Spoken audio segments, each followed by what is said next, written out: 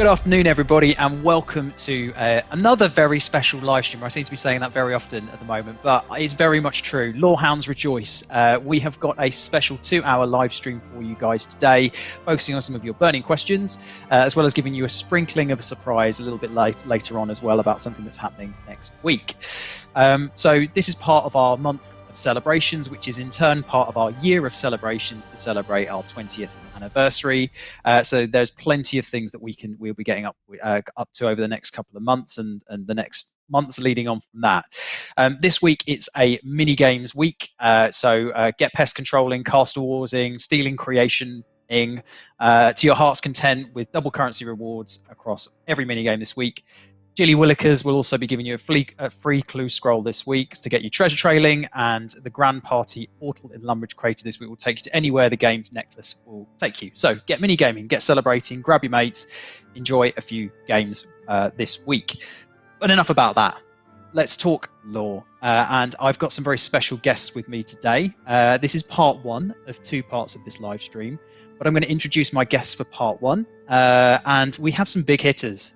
We've got big hitters all throughout this live stream, but we're starting things very, very strongly. Today we've got Mod Mark. Hello, Mod Mark. Hello, big up to the Wooters. We have Mod Osborne. Hello, darlings. I'm not quite sure how to respond to that, except to say hello, Mod Stew. Hello, it's great to be here. Amazing. So the structure of tonight's stream, as we mentioned, this is a 2-hour special. So we have our roster for the first hour on the live stream now. And we'll be talking about kind of historic lore. We'll be talking about how we came to build some of the stories that you guys know and love today. And we'll talk a little bit about some of the earlier processes. And then we'll move on to the second hour, where we're going to be talking a little bit more about sort of the more recent lore we've been able to build into the game. We've been taking loads and loads of your questions over the course of the last week on Twitter and Reddit. But if you have any questions you'd like to ask our roster, please chuck them in the chat, and we would love to answer as many as we can do. Knowing the Lore Council, like I know the Lore Council, I think we probably have around 40 too many questions already, but I'm sure we'll try and get through what we can. So again, the idea is with these kinds of things, we'd like these to be a semi-regular feature. We'd like to get the Lore Council on board to talk about some of your questions. So if you're enjoying this and you do find these entertaining, please let us know, and we will see what we can do to make them a bit more regular. Okay, and sorry, just a quick bit of admin about asking questions. Whilst we would love all of your questions, we probably won't be talking too much about questions that start with when will we see X, because at the moment we probably don't want to go into too much detail without confirmed dates with things.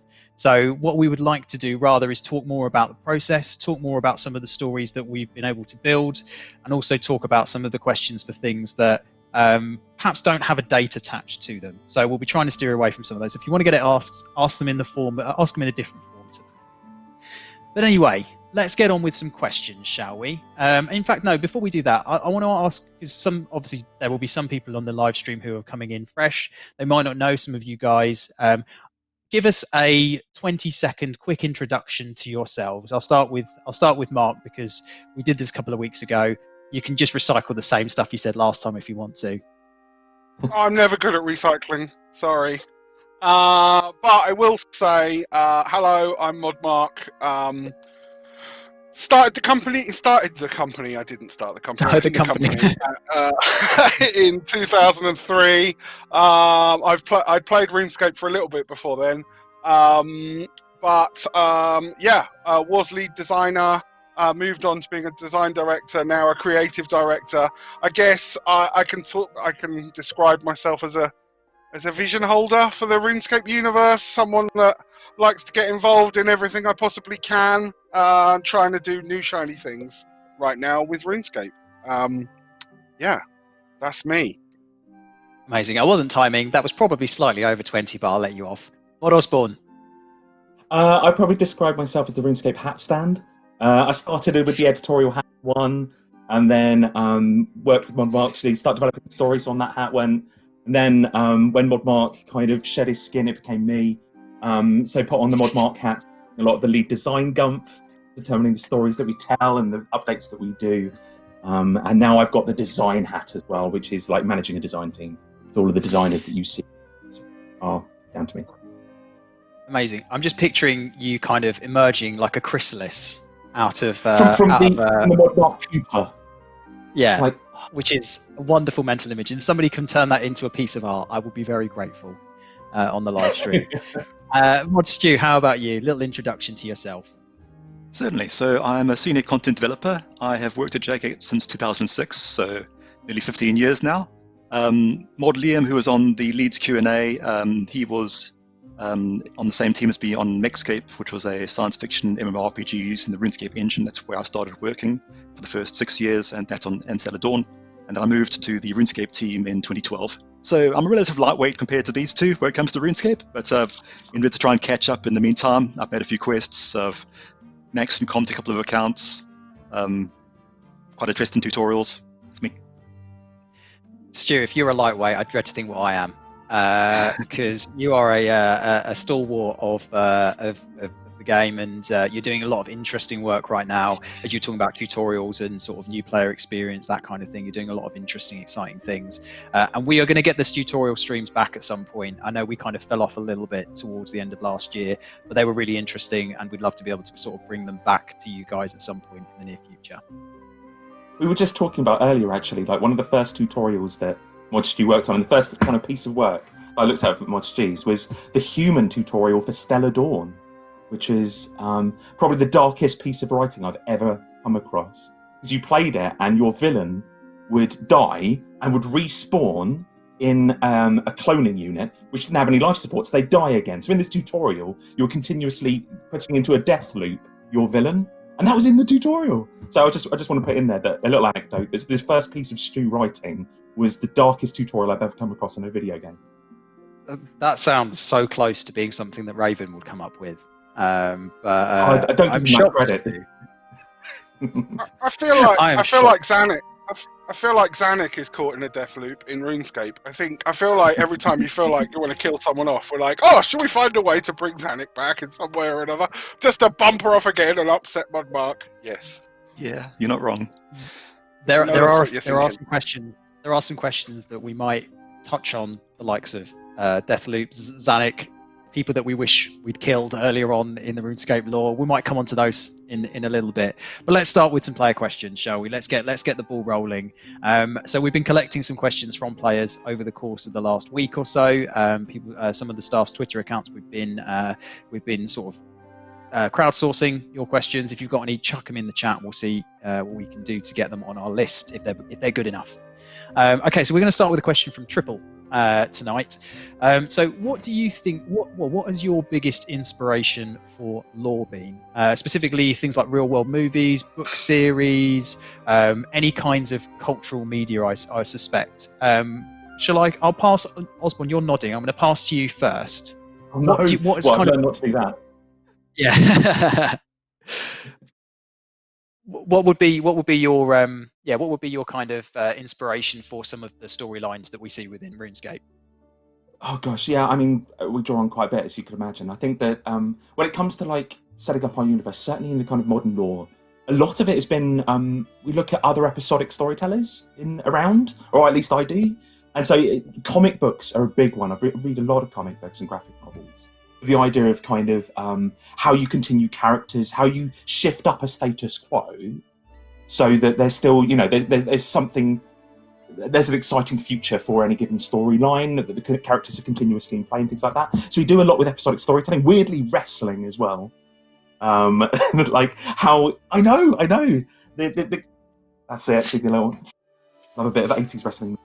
In the way that, kind of, again, that's another episodic storyteller, the way that the characters can kind of move in and out, how they kind of shift up and never necessarily stay in one place. But when it comes to individual storylines, like I'm sure we have our own influences, but like You Are It, I kind of had this weird Hellraiser fever dream. So that was based on weirdly Hellraiser, while the Needle Skips, which I was involved in quite a lot, was based on a game that I played called Her Story. Which is fantastic. If you ever haven't played it, go play it. Great mobile and PC game. But what I was kind of imagining what would happen if an environment updated when you typed in something into a database, not necessarily just a video plays. So we draw on so many different things, and as I've just mentioned, a game, a comic book, and a film. We try to keep our references reasonably broad. It's like a game of charades. Is it a book? Is it a graphic novel? Is it a film? Yeah. All right, Stu. How about you? Where would be your where do you get your inspiration when you're trying to write a story or a narrative? Yeah, it varies by project. Like for example, for Dimension of Disaster, Danny Elfman's Beetlejuice soundtrack, that was a big inspiration for me in finding the right balance of the horrific and the comedic. And then I used that as an example when I was working with the audio team on trying to work out how we're going to take our classic RuneScape tracks and riff on them and take them into this alternate reality, which is a bit more grimly humorous. So yeah, basically, depending on the project I have and the kind of themes we're going for, I find items in media that I can use as examples to draw upon. Nice one. Okay, and Mark. I always describe RuneScape as sort of. My connection is being a bit ropey. Sorry if I clip in and out. I always describe RuneScape as being as including the inspiration from thousands of different people. We try as hard as we can to let every single developer or QA or artist or whoever you are, however you're involved with RuneScape, to sort of inject a bit of yourself into the product, and that means inspiration can come from loads and loads of different sources, and it's important that it comes from lots and lots of different places as well. RuneScape's got a real kind of randomness to it in terms of where all that inspiration comes from. It's really easy for me to say Princess Bride and Dark Crystal. I always say, if you know the film Princess Bride and you know the film Dark Crystal, somewhere in between is where RuneScape sits. And so they tend to be my go-to examples. Like, if someone comes up with an idea, I think to myself, would that work in that universe? Would it work in that universe? And if the answer is yes, one of those two universes, it will work in RuneScape. I tend to be to references, being a creative, the most important thing is to learn how to creativity when it comes, and that is a difficult thing to create, and it means that inspiration will just smack you around the head at the weirdest of times. Our job to try and harness it when it comes, and a way we can add it to the universe. Absolutely, yeah. I've got a book next to my bed because I tend to be at my most intelligent and creative when I'm subconscious. You got to keep these notes because it tends to be when you're sitting there and thinking about it that inspiration doesn't come. Yeah, mine is when I'm doing the washing up. By the bed is always good. Mine is always when I'm doing the washing up. If I'm doing something where you can just go into autopilot mode and you kind of allow your brain to go off and investigate these weird parts of your subconscious that's just been sort of bouncing around your head during the day. So yeah, my wife always gets angry with me when I'm using pots and pans that won't fit in the dishwasher. But actually, I don't mind that because it means I get to do a bit of dishwashing, and that usually means I'm going to come up with some crazy idea. We've talked about this before, Mark, haven't we? About mishearing is often a really good one. Like misunderstanding somebody else talking about a design, not quite getting their vision, but then having your own vision of it. It tends to step it up. The number of times I've completely misconstrued what somebody's trying to tell me, and it has inspired something else. It's great. So I don't know. There must be an exercise to do that somewhere. Yeah, I mean, my favourite instance of that, I seem to remember a while back. It's not necessarily to do with. I don't think it's to do with narrative particularly, but I remember there was Mod Salin was asking for a pirate ship, and what ended up being produced by the concept artist, because I think they'd either misheard or produced something that they thought was slightly different, was a pirate sheep, and I think we actually turned that into a pet, or we brought it into game. Embraced it, right? Yeah, and that's kind of patch and everything. Yeah, absolutely, and it was brilliant. It was, I think, from what I can remember, it was one of the most interacted with things on social that year. I seem to remember in one of the reports that I was pulling together at the end of the year or something. But that's a really good example of sort of actually creativity can come from lots of different sources, including, as you say, mishearing things, which is great. So yeah, the pirate sheep will live long in my memory. Okay, we talking about dreams, Mod Osborne, and actually there was a question. I don't know if I actually put it on the script for. Oh yes, I have. This is actually from Scaredy. Yes. And not necessarily. It's great. We can segue. It makes it feel like this was intended and meant to happen. But there was a question from Scaredy Ginge about quests being based off of dreams from developers. We were talking about people being sort of subconsciously aware of things. And are any of the kind of NPCs that have been produced, have they been kind of modelled over, or have they been things that people have kind of swooned over in real life? I suppose that's kind of a two-part question, really. But have you talked about fever dreams for, was it You Are It? Yeah. I mean, there've been a couple of them. Like, I think it is, you know, you're pressured during the day. You're constantly thinking about a certain problem that you have to solve, and maybe that gets in the way, or I don't know the kind of the psychology of it. But often I find that I will fall asleep, and there'll just be a little nugget, a little hook will come up in a dream, a little idea, and then I'll wake up and. I think the team are slightly used to me suddenly writing a quest design or suddenly emailing them at like 3 o'clock in the morning. And so often it's like when I'm cuddling a baby as well, my baby. Often, you know, like any baby. It's kind of that, you know, yeah, that's it. Just love it. Turn up in people's houses, cuddle a baby. Paranormal activity. I swear, you're going to be a politician one of these days, Dave. Oh. Gosh, there's some politicians who don't want that to happen. Yeah, where am I going with that? I don't have an answer. I know that Mod Ramen really loves to create NPCs that he... How do I put this? Or his bae. He loves. He kind of falls in love with characters. So that's often how he does his character building. He wants to have...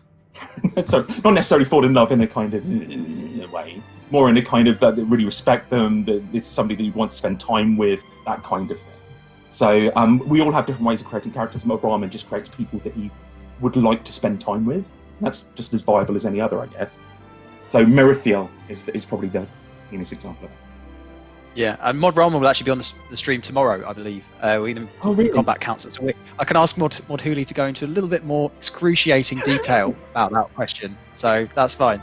How about Mark? Have you had any inspiration come to you? Not necessarily when you're washing up, but kind of, as you say, there's kind of the subconscious. Anything kind of come to you in a dream that you've brought into game? Yeah. I mean, so much stuff. I just couldn't tell you where. Like I say. The trick of a creative is to grab that inspiration when it comes, because it will come at the weirdest of times, and it's just the way it is. Sometimes that's, waking up at 3 o'clock in the morning as like some kind of creative booty call or something like that, where you've got some crazy idea that's desperately trying to get out on the page.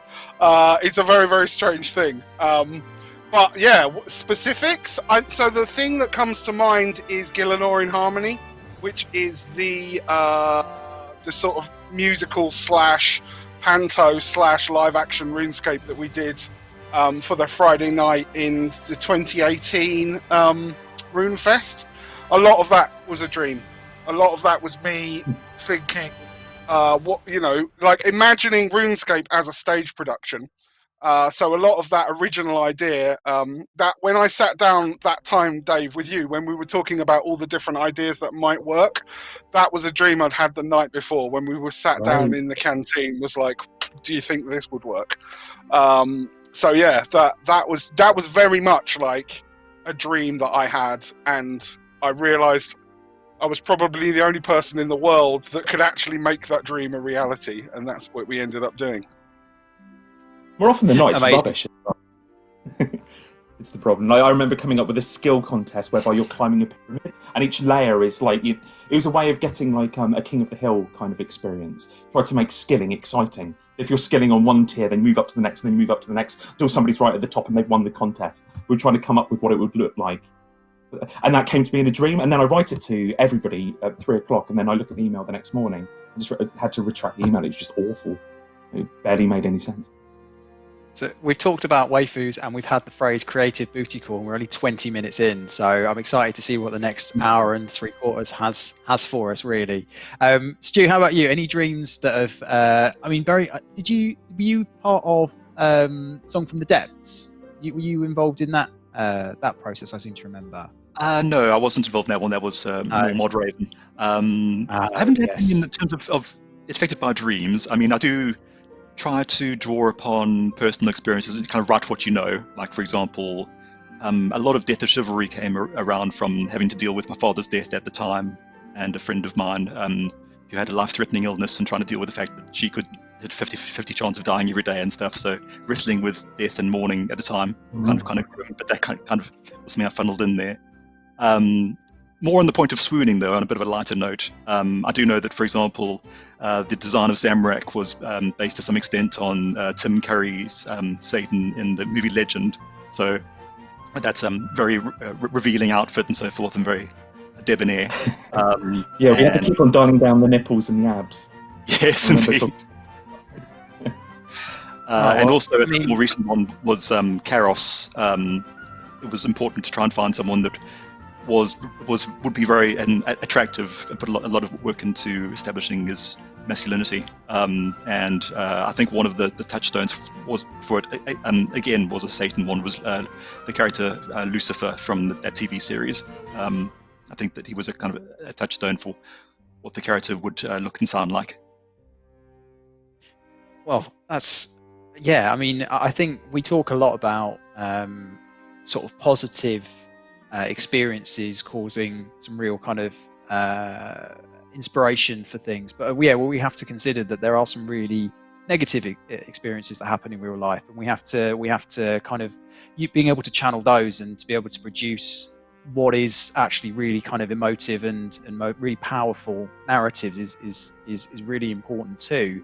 I'm not going to ask anybody to go into any details of any personal stuff here and whatever. Stu, thank very much for sharing. But is there anything that sort of perhaps more from that the darker recesses that anyone can think of that has inspired any action? Stu, obviously you've shared your story about the death of chivalry. Is there anything that anyone would be comfortable sharing, just to kind of give a slightly more balanced view on things? Again, it's fine if not. We'll move on to another question. I mean, I've got one, but it's not RuneScape.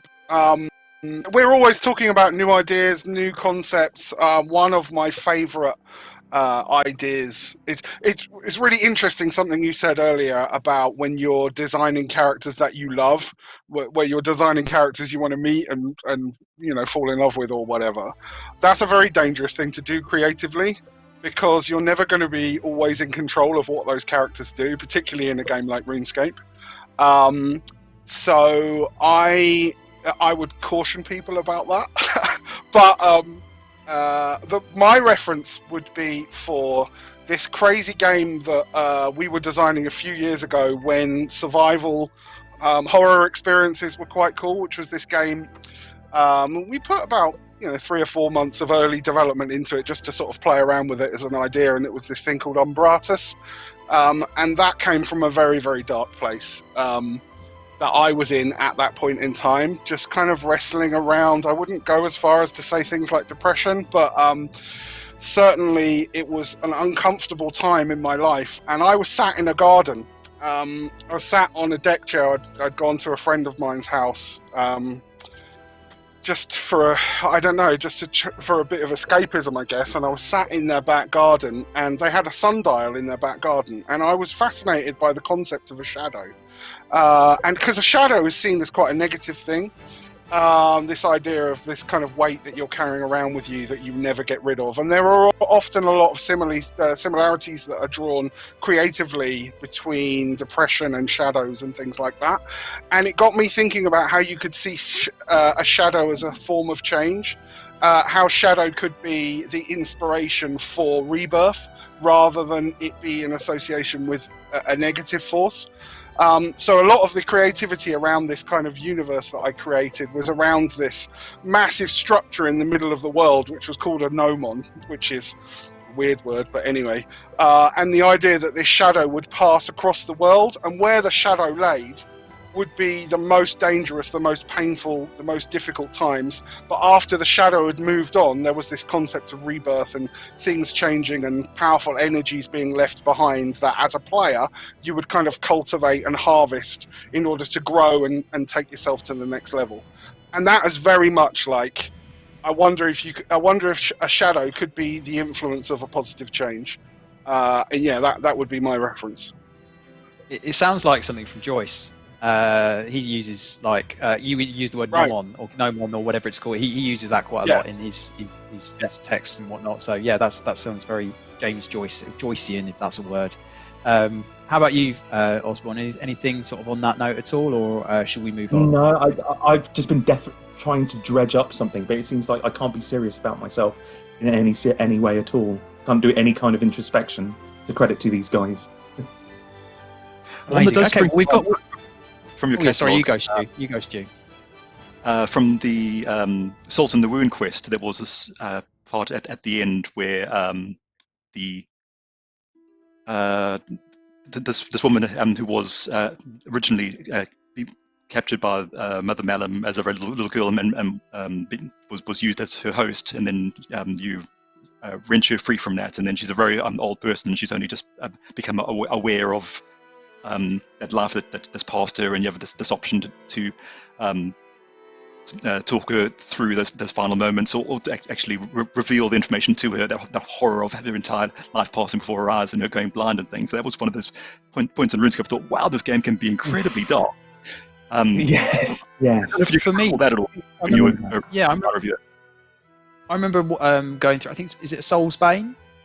That's the one where you follow the boy into the crevasse, and within it he's got kind of manifestations of his internal psyche, and that for me I was like, wow, that's like the kind of thing that you read about. I mean, I studied English at uni, and that's the kind of thing that you read about and you think, oh, that's really deep, that's really kind of symbolistic here. And that was the point where I was thinking, oh, actually, yeah, that's really. And then Disney did it with like Inside Out, and it wasn't that amazing, but it was one of those things that I just thought, well, actually, yes, I mean, it's a good film, but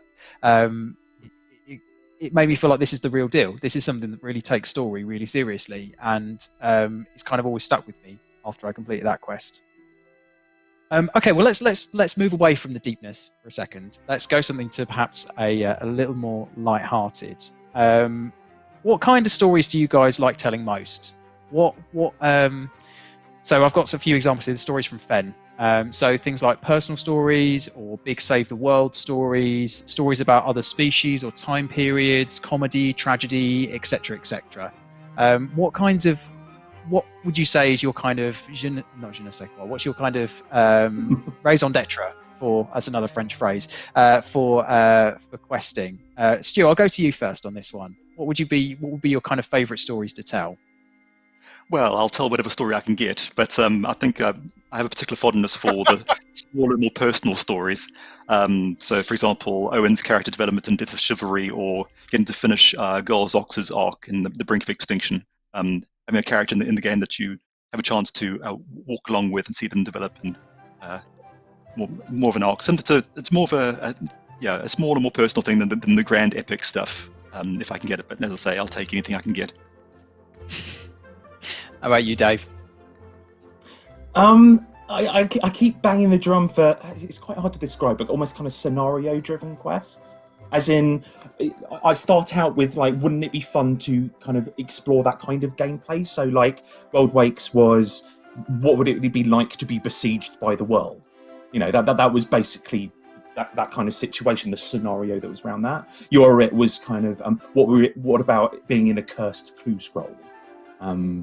And often it will come from, I just like the idea of that scenario gives me so many different ideas. It inspires creativity. If I found something that just feels like a fantastic play space, then I know that's a quest that I'd want to write. Like Fate of the Gods was this almost waiting for Godot kind of thing. It was like, I know about Zaros. Am I ever going to meet him? Am I ever going to meet him? And then right at the end, you do.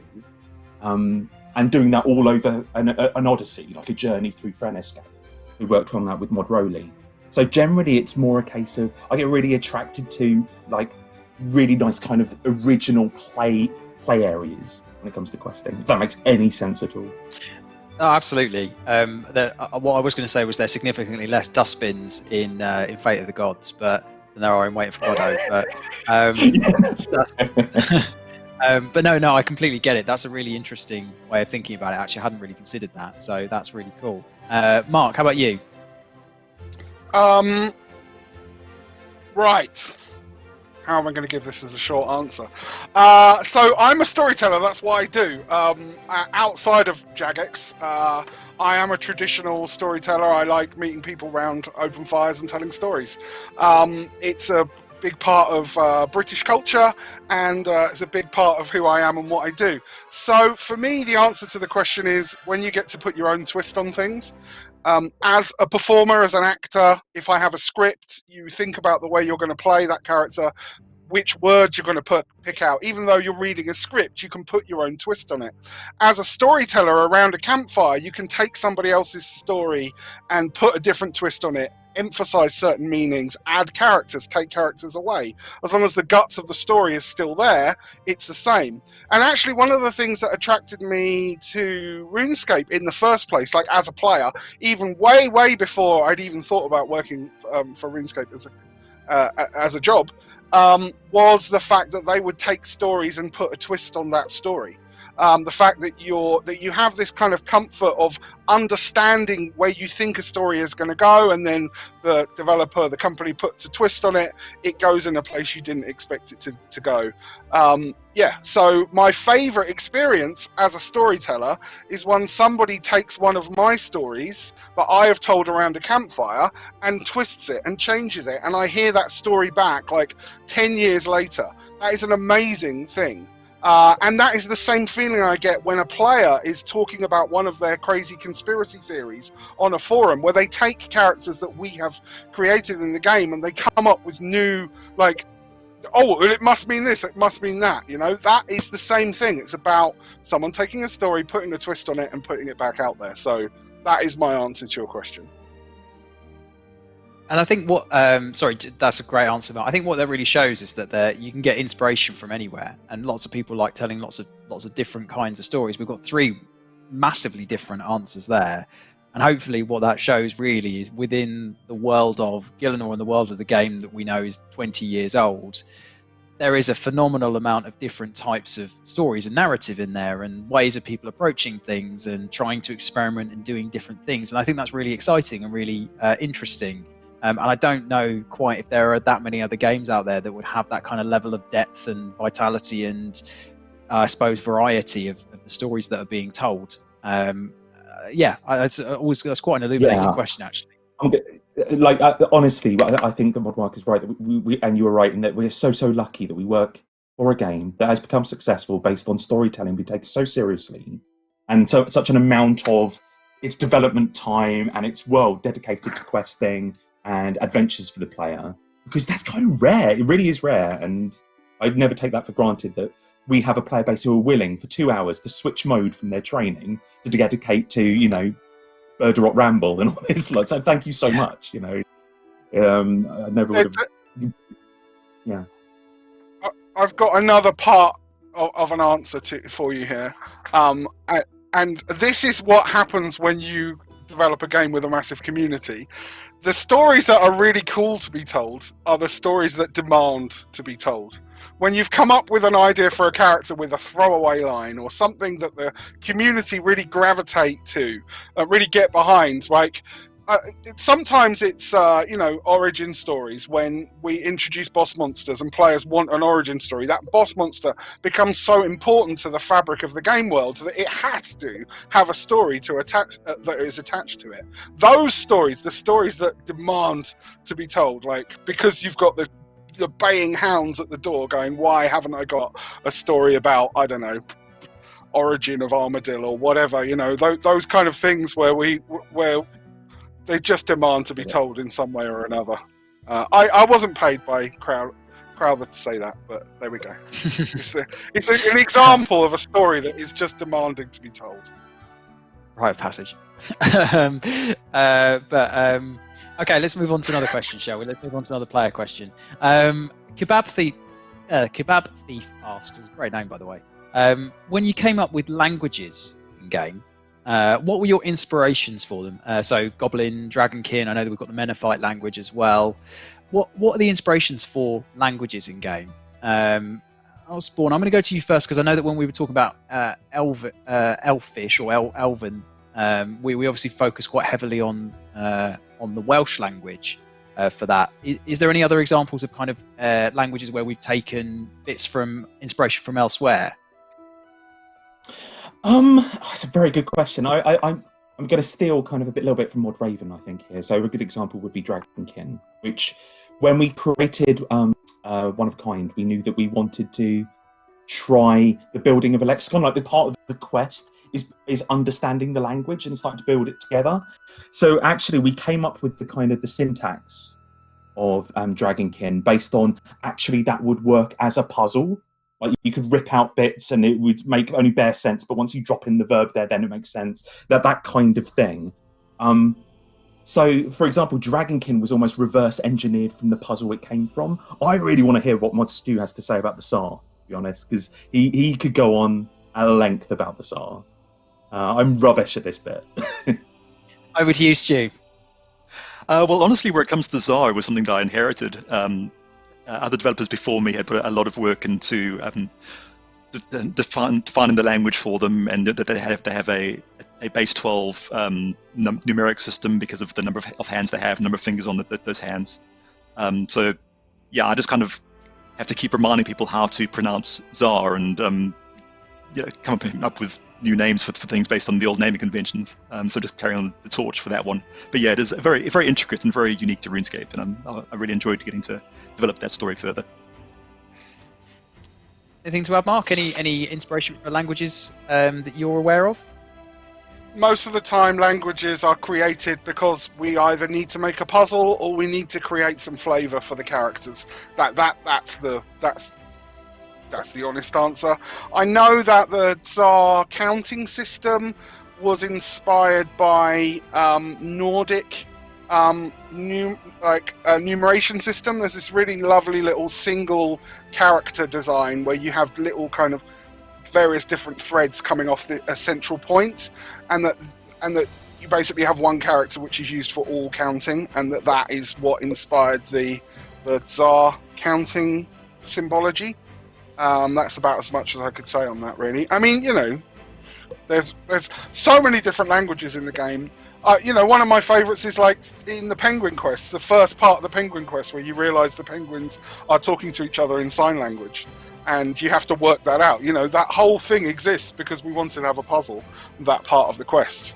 And again, sometimes it's just you want to make more stories, so you attach to parts of that story which has already been told and embellish and elaborate on it, and quite often those are the language systems. I didn't think I'd have much to contribute to this, but actually, I might be stealing this from Mod Rowley, who's going to be on in the next section. But when the Menophyte language was produced, I believe there were only the characters that were made for Stolen Hearts. Is it that quest, I believe, whether you have to do the puzzle with the jars? And I believe there are only sort of 7 or 8 or 9 characters that were made for the Menophyte alphabet. And actually, we did, with the launch of Menephos, something called the Golden Path, which was based on an initial kind of cipher of the Menophyte alphabet.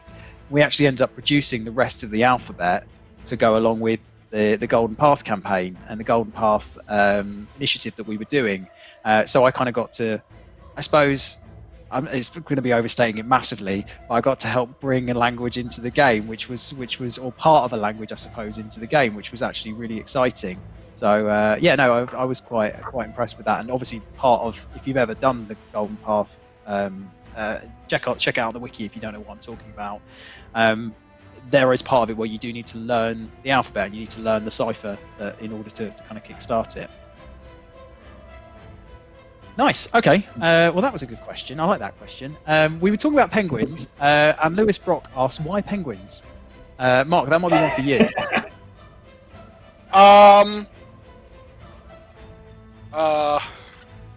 Why penguins? Because Okay, penguins are everyone. cool. Penguins are awesome. Penguins are the least likely thing that there is to take over the world. But the proper answer is Lumbridge, the Lumbridge sheep. When we remodeled Lumbridge, one of the artists was learning about, well, hang on, what's this thing? There's this quest where we talk about there being a thing in the sheep field, and what is it? Is it actually a monster? And I think at the time it was like, well, we don't really know what it is, but there's something weird in there that shouldn't be in there. And as far as I know, the artist just came up with a random idea of a couple of penguins wearing a sheep outfit, and that was their thing. That was what their weird thing could be. And Nancy saw this and thought, that is awesome. I'm going to make a quest about that. And that is it. Honestly, that's the story. Dave, That's you might be able great. to I chip mean, in? Yeah, I mean, a massive, big friend of Mod Nancy. We're still in touch. She's off. If you watch the first 5 minutes of The Phantom Thread with Daniel Day-Lewis, she's in those first 5 minutes. She's off in Hollywood doing makeup and costumes and various other things, but has made her way into some movies as well. There's a little tidbit if you don't know. But Mod Nancy, I think Awesome. she would look around all of the other developers at the time, and they all had their own series. It's like actors looking for franchises. It's kind of like, where's my character that I want to continue doing? And so she loved the thing so much that she wanted to do Penguins. And the pitch that she had after doing Cold War really was, she's a big fan of movies, wanted to make sure that each of them was effectively a boiled down version of a genre. And so that's why you had a submarine movie, why you had a prisoner of war camp movie. She had plans to do, like a Bond movie. And I remember going over to her house like constantly. She loved the movie nights. We'd go and watch old movies like the Philadelphia Story, Cat Ballou, and she'd just kind of pause it and go, wouldn't this make a great penguin quest? I'd be like, yeah, okay. As we got this kind of list of like 40 different penguin quests that we could have done. I think she would really appreciate Back to the Freezer, because obviously that's keeping in the vein of, taking on a movie and building a penguin quest around it. So we will always try to keep that in mind. amazing. You know what? I wasn't going to ask that question, and I'm really glad that I did now. Great. Okay. All right. Let's have a quick look at some other questions that we have. Okay. Here's one from RuneScape. So, have you ever gotten it wrong when designing lore and game stories? For instance, have you forgotten previous lore, written contradicting stories, had to retrofit stories back onto old stories? I mean, I imagine there might be a few that I can think of, but are there any that we want to particularly talk about today? Any interesting stories? From how red he's turning, I think Mark has a few. I mean, I would say like Stu and Mod Osborne are amazing in terms of their desire to make sure that the lore works. Both of them. In fact, so many of the RuneScape developers that are known for their quests, their attention to detail in terms of making sure the plot is accurate is incredible, and puts our early development to shame. Because we just didn't do that, because the material didn't exist. There was no glorious wiki. Our documentation was woeful. Quite often you'd have one person designing a quest and another person designing a quest at the same time that were contradicting each other, and they didn't know. And it was only when they went live in the game did we realize that there was maybe some weird contradiction in there in some way or another. The level of communication that we have now in terms of internally with each other, but also with our players in terms of with our wiki pages and things like that, there is so much more information available today than there was 15 years ago, 10 years ago. And it means that it is much easier to get all the information that you need, but therefore it makes it much more difficult to write the quest in the first place, because there's so much stuff out there that maybe you weren't aware of in the first place. But yeah, in the early days, constant, oh, well, this doesn't make sense because of this and this and this. And normally we didn't realize it until 3 years later when we were reading a forum post by some random player that had spotted it. Sometimes the errors that we made then inspired other storylines, where you've said this contradicts this. Right, let's make a storyline that explains why that is the case. Right now we use the conflicts in between religions. We use the conflicts between various different groups, or a lot of these things inspire. A lot of the mistakes we make inspire the content that we produce in the future. Cool. Yeah, I mean, a shout out for. Yeah, of course. I'd love to give a shout out to Mod KOC, who is, if there is anybody who represents the this kind of archival knowledge of all of RuneScape lore, he is the one. We go to him constantly for, like, does this contradict something? Has anybody talked about this thing before? That kind of thing. But like, there is no worse a feeling than writing a story, putting it out there, and then just seeing that Reddit thread pop up, going, wait a minute, wasn't this mentioned somewhere else? Kind of like, isn't this contradictory? It just, oh my gosh, I cannot tell you the feeling. I remember, I think it was, I want to say post Fate of the Gods, it might have been Heart of Stone. I remember that we put a chronicle for where one of the Elder Gods might be on the wrong place. We just put it on the wrong mountain. So, we implied that, that an Elder God might be somewhere, and we put it in the wrong location. And suddenly we had this Elder God that spanned 2 mountains. And, just the kind of, oh, golly, what do we do here? Trying to work that out. But if I'm being honest, these are a rarity. We do document a lot, but a large proportion of this is because we've got such a huge game where it wasn't, as Mark said, documented in the old days, where we are determined to tell new stories with established characters, who have appeared in multiple things, who have little lore books in flipping postbag from the hedges, and, other things where we've mentioned something. And so trying to align all of that, it is difficult, and sometimes we do get it wrong. But the majority of time, and I don't think it's mentioned often enough, we do get it right. Yeah, I mean, it's you talk about flipping postbag from the hedges. There is a lot of time we do see things that come back, which I suppose it's a question of whether it's well, that's your fault then, Dave.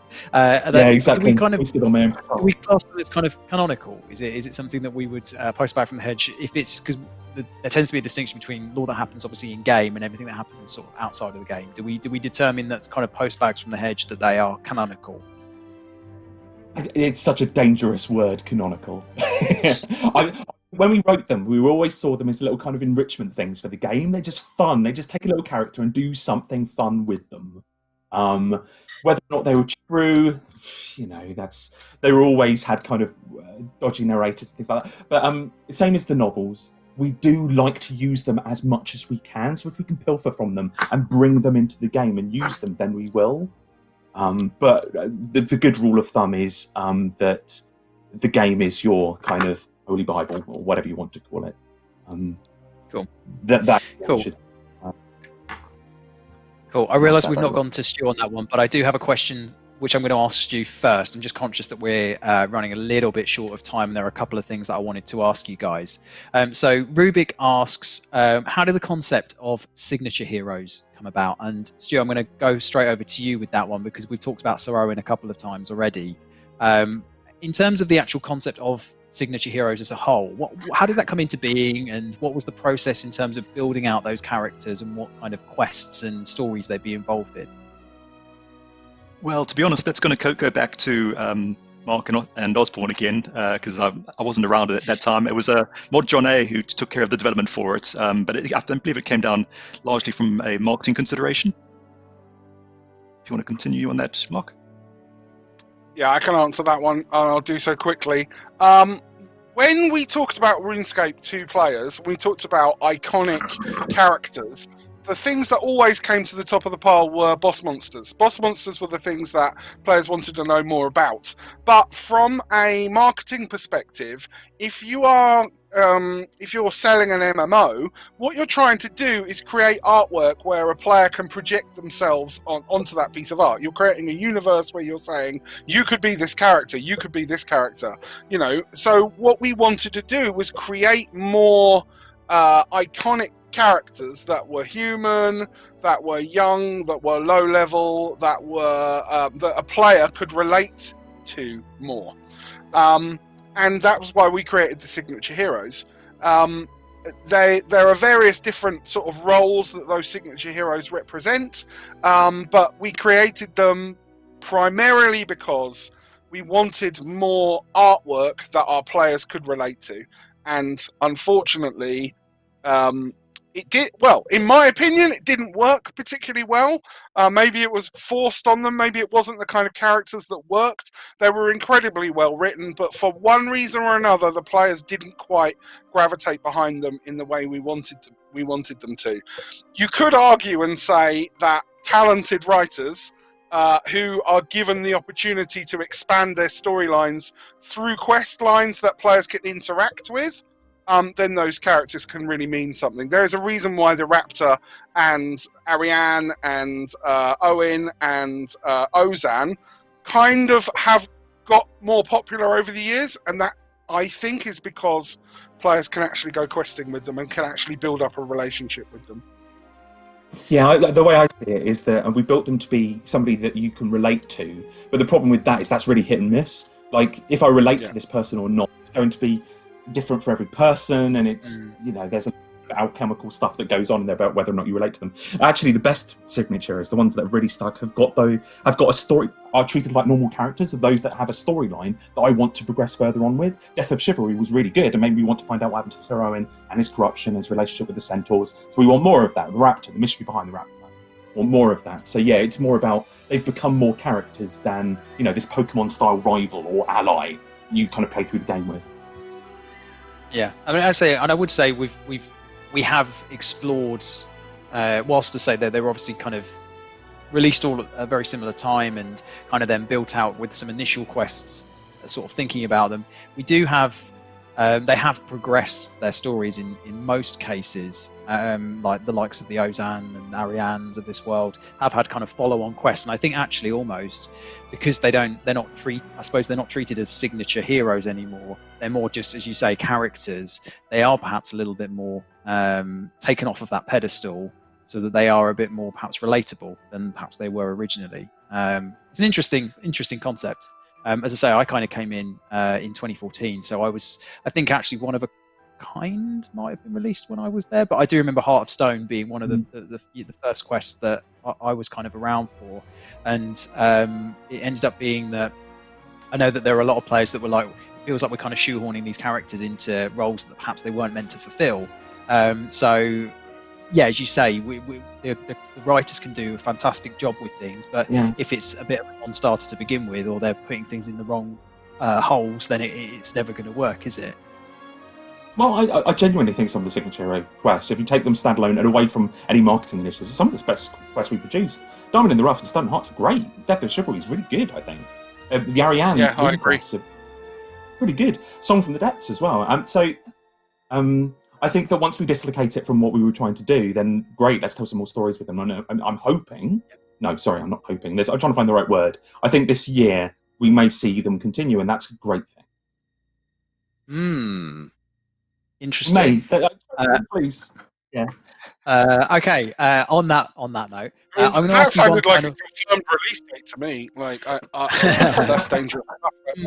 Oh, I don't know if I'm going to get shouted at. Is that a day little face. Like, of course, let me write it. Come on. I'm pretty hyped. Yeah. Sounds like a promise to me. Okay. Before we all get the sack, I'm going to move on to the final question that I'm going to ask you guys at this segment. Don't worry, guys, we'll be back with the second section after a short break. Liam McCusker asks, and I thought this was a really interesting question actually, because I don't know if we've talked about this kind of thing before. How was the decision made to go ahead with the Wild Wakes and kind of the catastrophic events that kind of entailed from there? What kind of discussions go on in the writers' room in that kind of scenario where there is that monumental shift of a narrative? Yeah, thank you. I love that there's the perception that there's a writers' room. I think that's amazing. I remember this moment so clearly. I don't know if you do, Mark. I know exactly happened and how the approach was. You know, Mark was just tapping away at his keyboard. And we knew that we wanted to do with RuneScape 3 and around that period, we wanted to do something big with our storytelling. And we wanted to do a bit more of kind of binding our stories together rather than it being kind of faction oriented. We're going off in one direction with elves or vampires or what have you.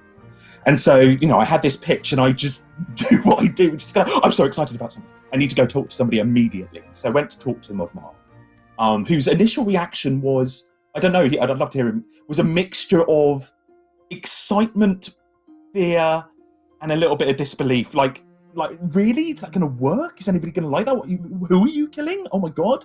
But then I kind of talked it round. I know that it feels like it's trivializing it, but putting it in the context of Obi-Wan Kenobi, Guthix as Obi-Wan Kenobi and sacrificing himself so that for a greater good, that makes sense and it doesn't diminish Guthix. And I think that was the key to unlocking Modmark a little bit. He suddenly opened up a little bit more for me, but Modmark would put it in his own words.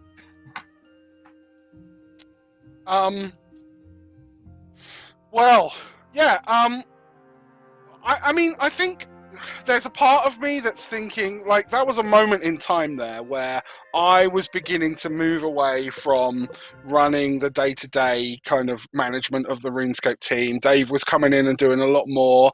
I think you weren't quite lead designer at that point, but you were just about to be. Is that right? Doing a lot of update. Yeah. So there was a kind of like, it was a bit of a moment of like, okay, now's the time to let go, Mark, of the story, because I never would have come up with that as an idea. There are some things, I describe RuneScape as like a chessboard, and there are certain pieces which are the biggest characters or the most important objects or the biggest storylines, and you do not mess with those. And here's Dave saying to me, I want to mess with one of the biggest stories that there is. I want to take this concept and I want to muck about with it.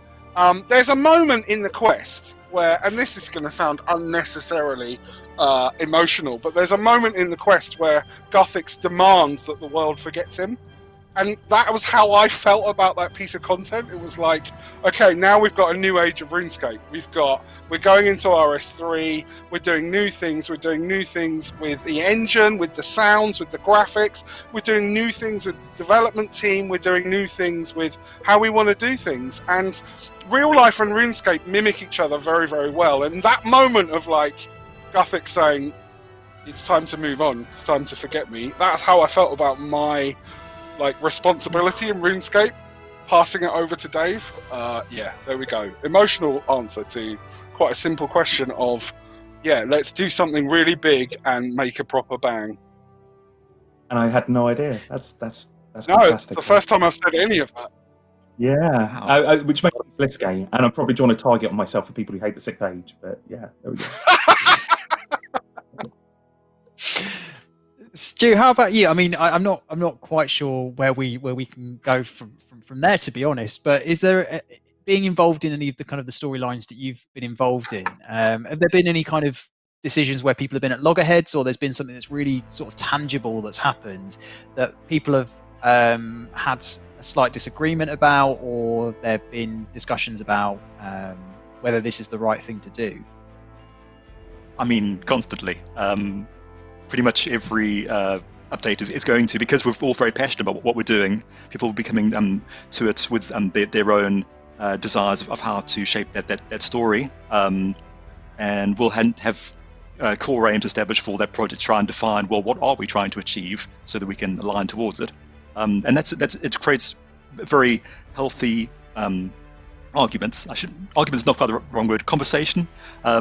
Because it makes the product better by coming from those different perspectives, and you discuss what would be the best solution to this, and it's very, very carefully considered. People put a lot of time and attention into deciding those things.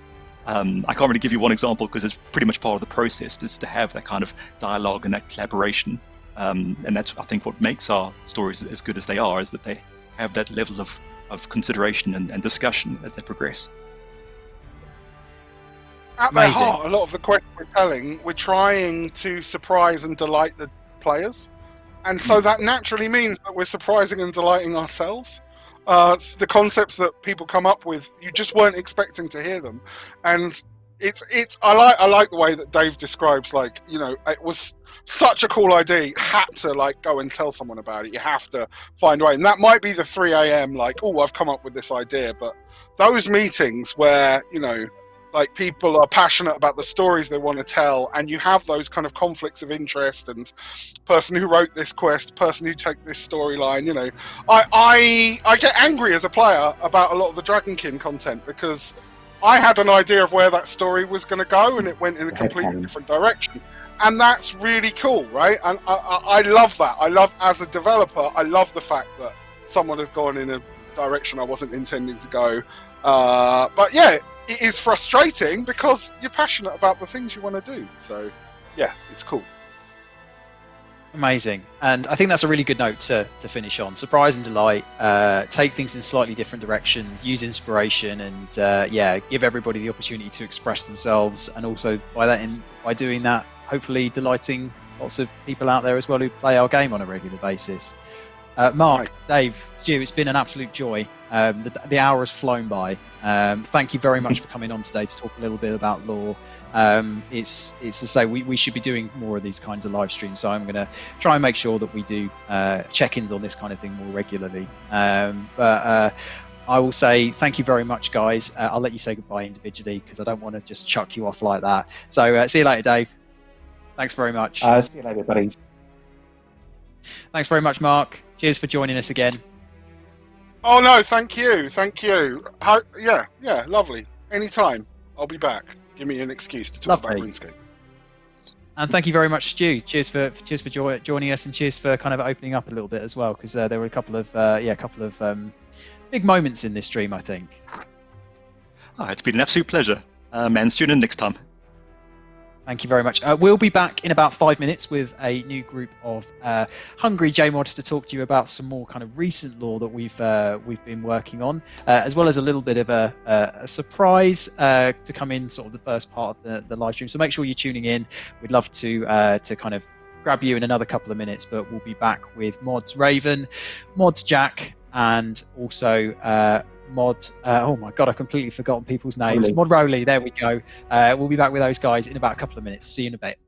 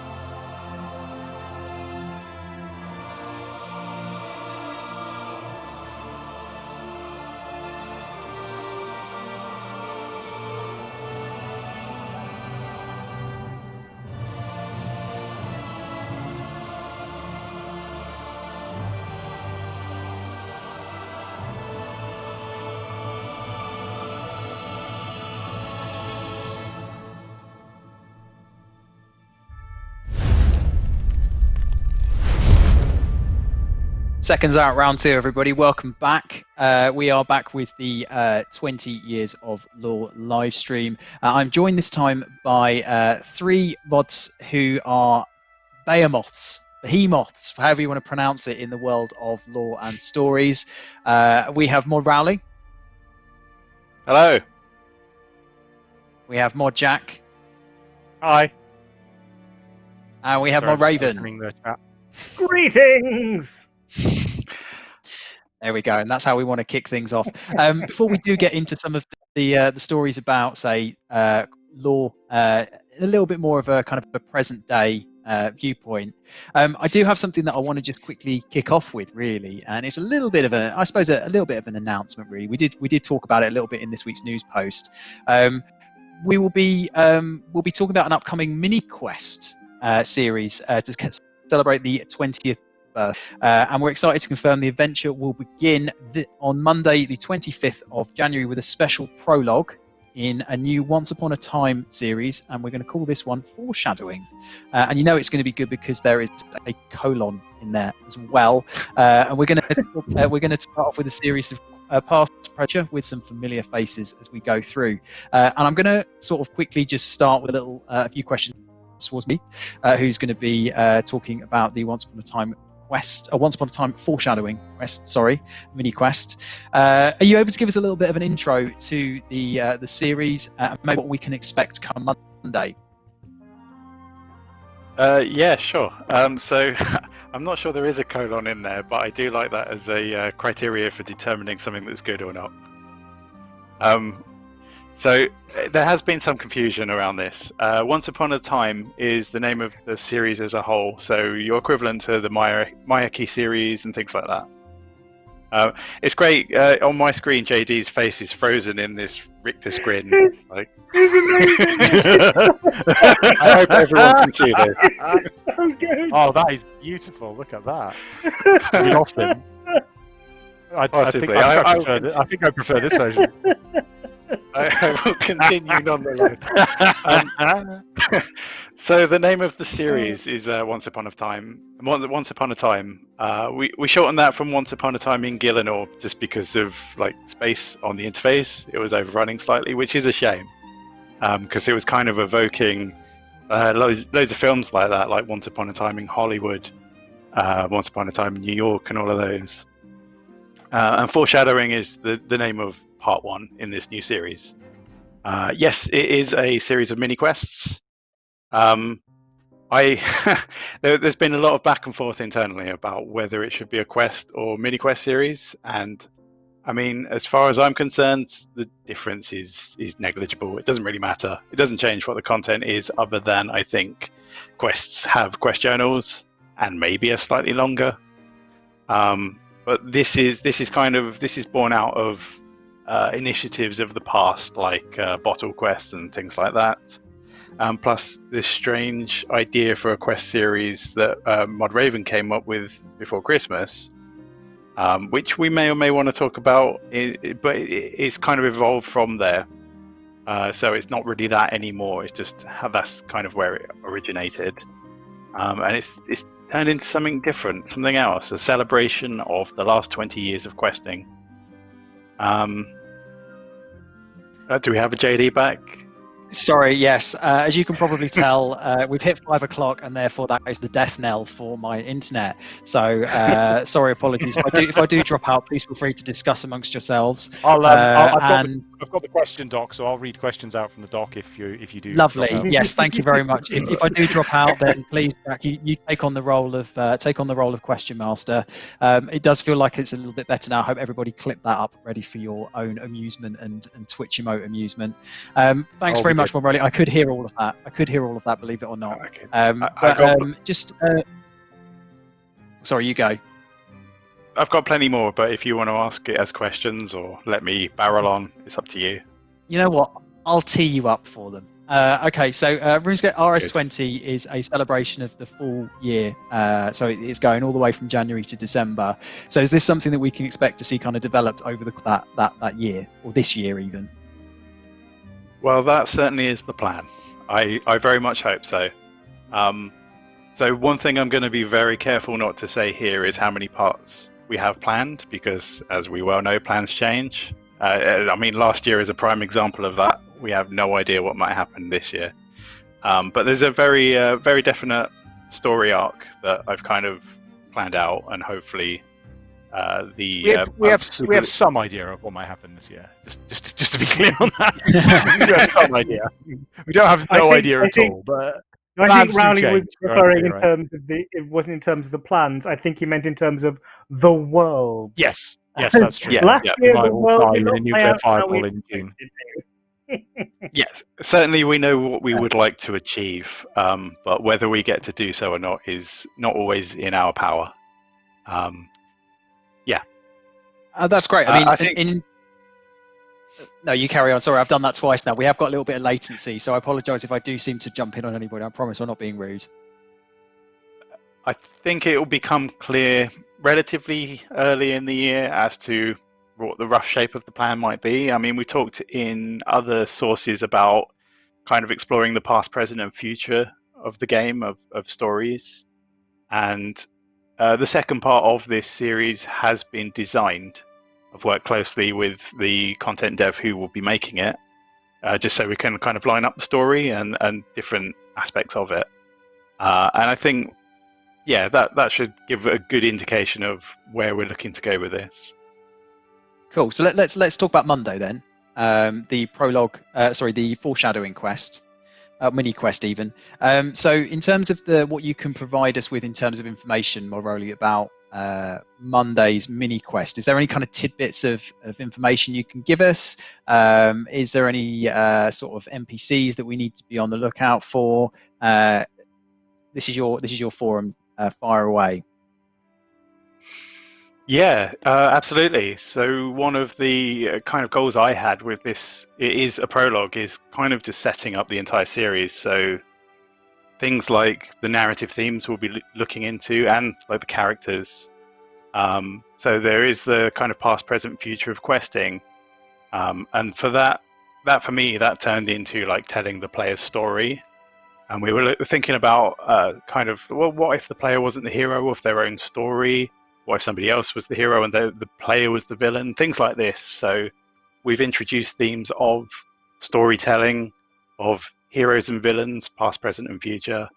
And that kind of just led me down the kind of rabbit hole. And one of the main characters that seemed like a good place to explore these was the character of Closure, which was... he's a ghost. He was introduced in Halloween, I think it was 2017, with the Ghost Stories of Gielinor, and he's like a close friend of death, like a side office. Basically, once you die, you'll get your stamp from death, and then you go talk to Closure, and his role is to write biographies, the stories of everybody who passes on. But of course, you can't do that without dying. But we can't kill the player, so there's an interesting thing going on there. Interesting. But you can't have a series without a villain. Sorry, I was barreling a bit there. No, go ahead. Yeah, I was going to ask you if you want to give any more information away. Well, I suppose leading on straight into, you can't really have a quest series in RuneScape without an antagonist.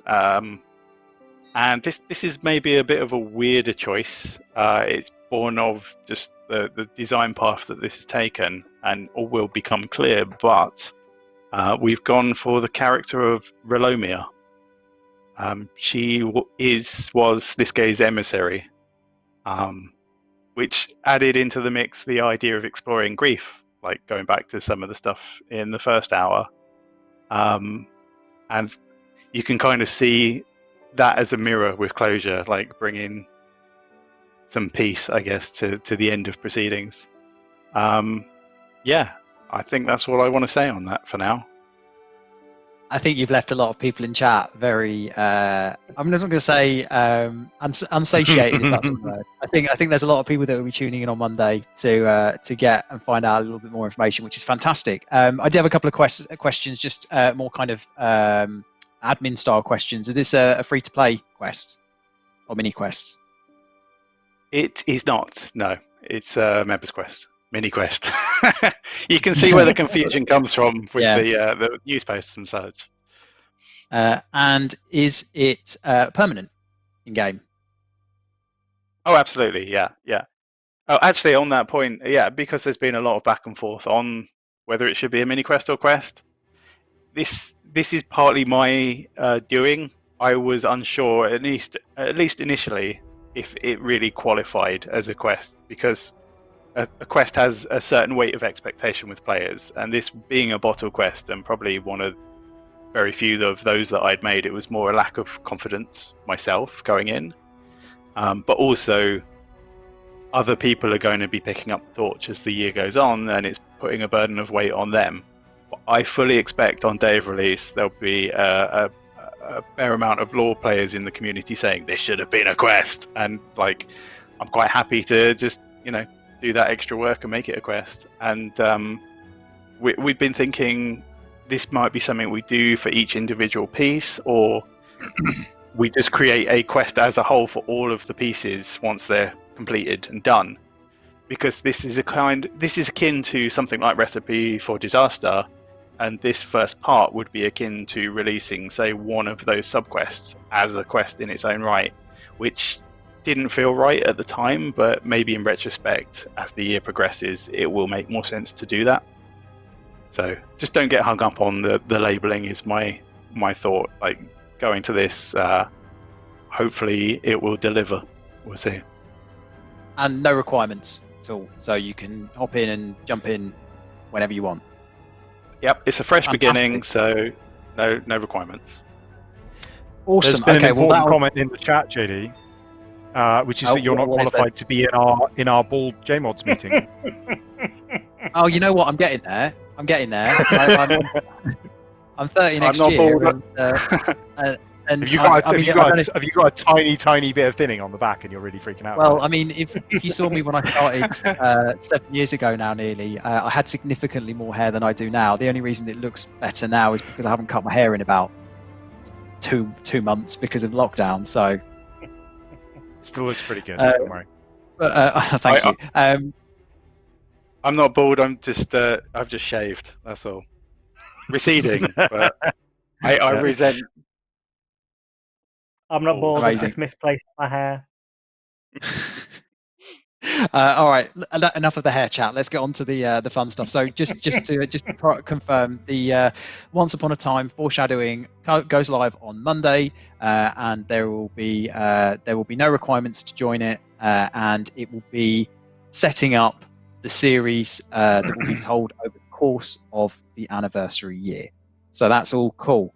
Let's move on to some questions from the players. Now, we asked kind of to split it in this way because we wanted to try and talk a little bit about sort of the RuneScape long-term lore history. We wanted to talk perhaps a little bit more about some more recent stuff as well. So there'll be a little bit of stuff interspersed here with some slightly older stuff as well as current stuff as well.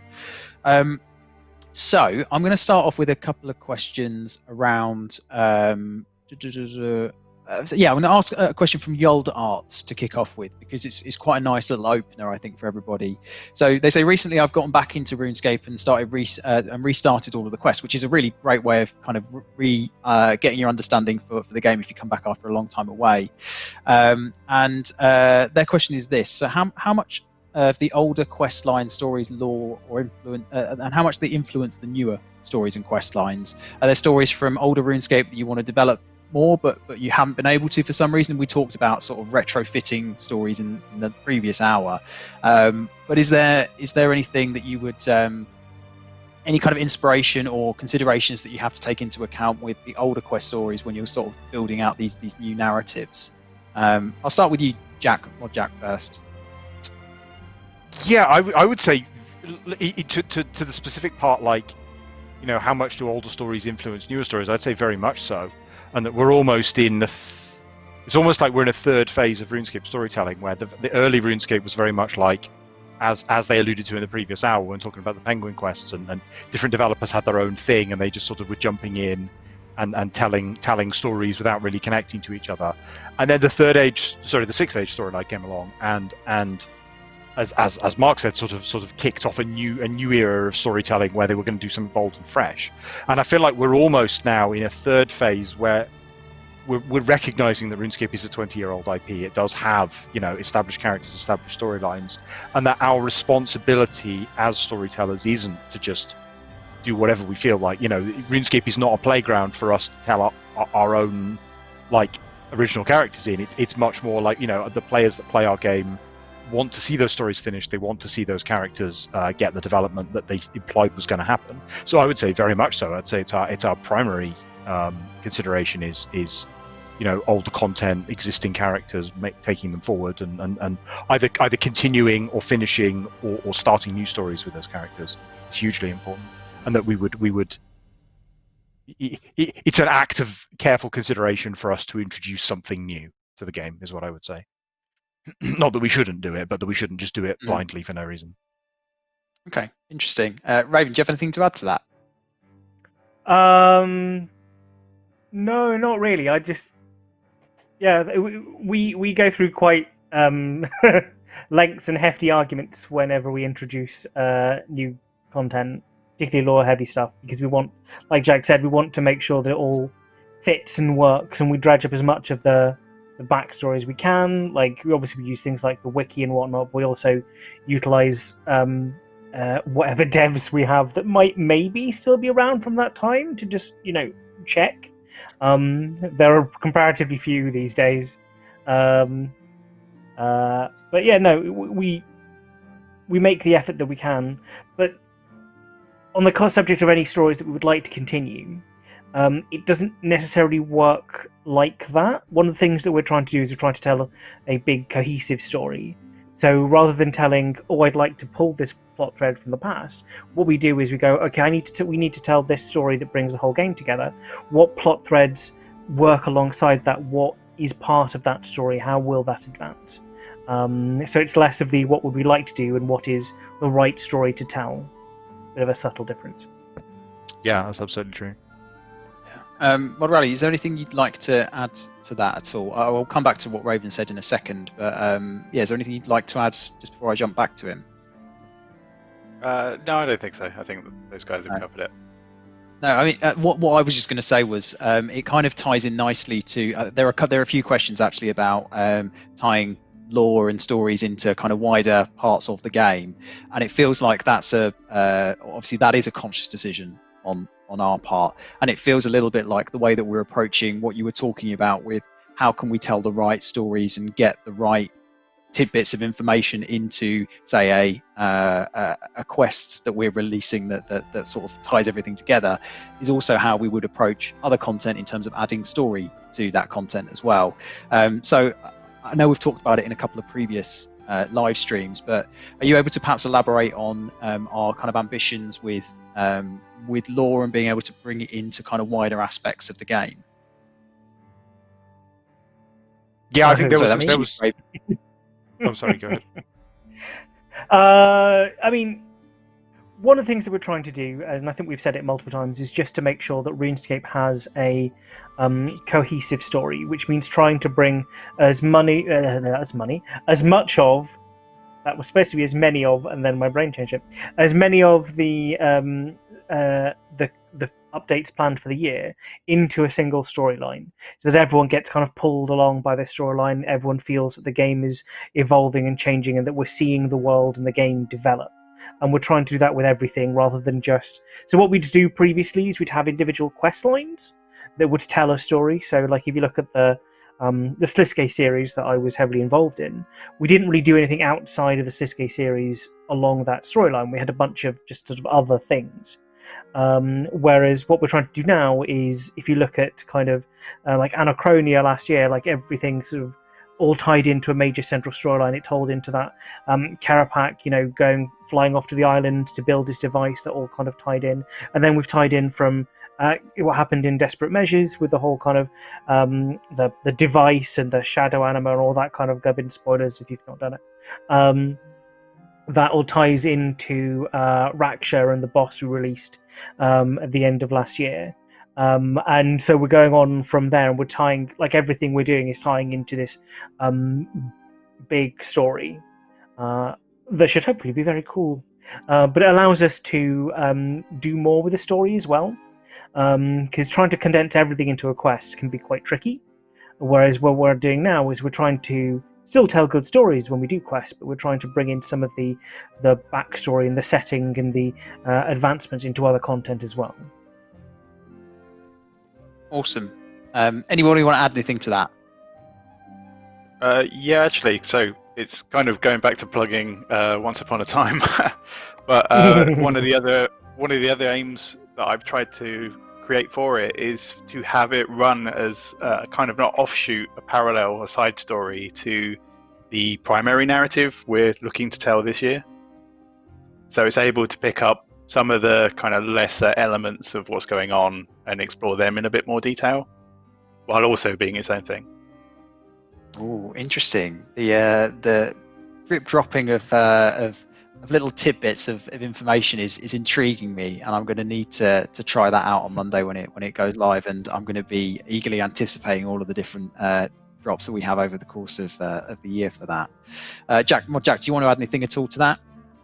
Mario Jestem in the chat asked a question which is quite relevant to the topic, which is, are there any plot points that you decided not to bring back up for some reason? And he gave some examples. Sorry, he or she. And I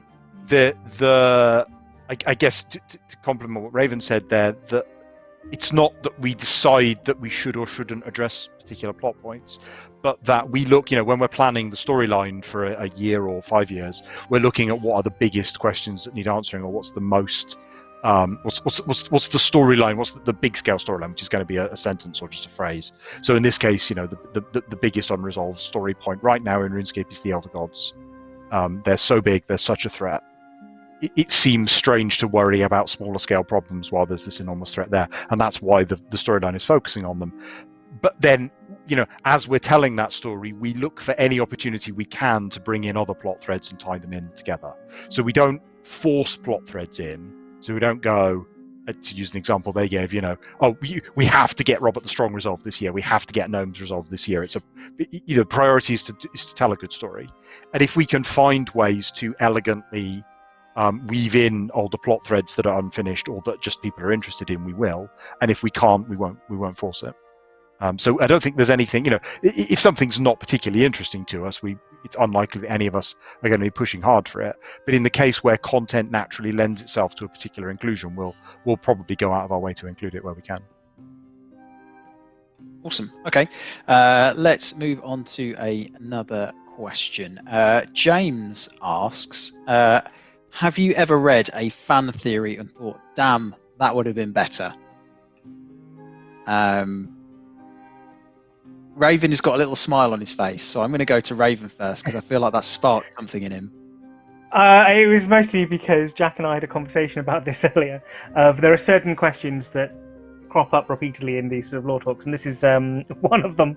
And the best example of it is, so we do look at fan theories, we do take, we're quite heavily involved in the community, and we're particularly heavily involved in the lore community, the lore chat, so we get, we talk with them at RuneFest at great length. And we'll talk with them in Discord and in game and wherever we can. We love talking to anyone who's interested in lore, and so we will naturally just absorb theories and things and not realize that we've done it. I think that's a safe thing to say. It'll just sort of happen. But the most concrete example I probably have is the Ripper Demons. So when we were making the Ripper Demons, the Slayer mobs, we had some lore for it that I was a bit kind of on. It was very sort of, your standard horrible, clawy, stabby monster, and it felt a bit kind of weak from my point of view. And I went wandering around on the forums as I do, and there was a few people, and I can't remember who they are, but talking about the concept art that we got for the demons. And they saw the bandages wrapped around them, and they were all going, wouldn't it be cool if the demon is more sort of a parasite infecting this thing, like something like the bandages doing that? And I just sat there, read the thread, and went, yes, this is much more sinister. This is much creepier.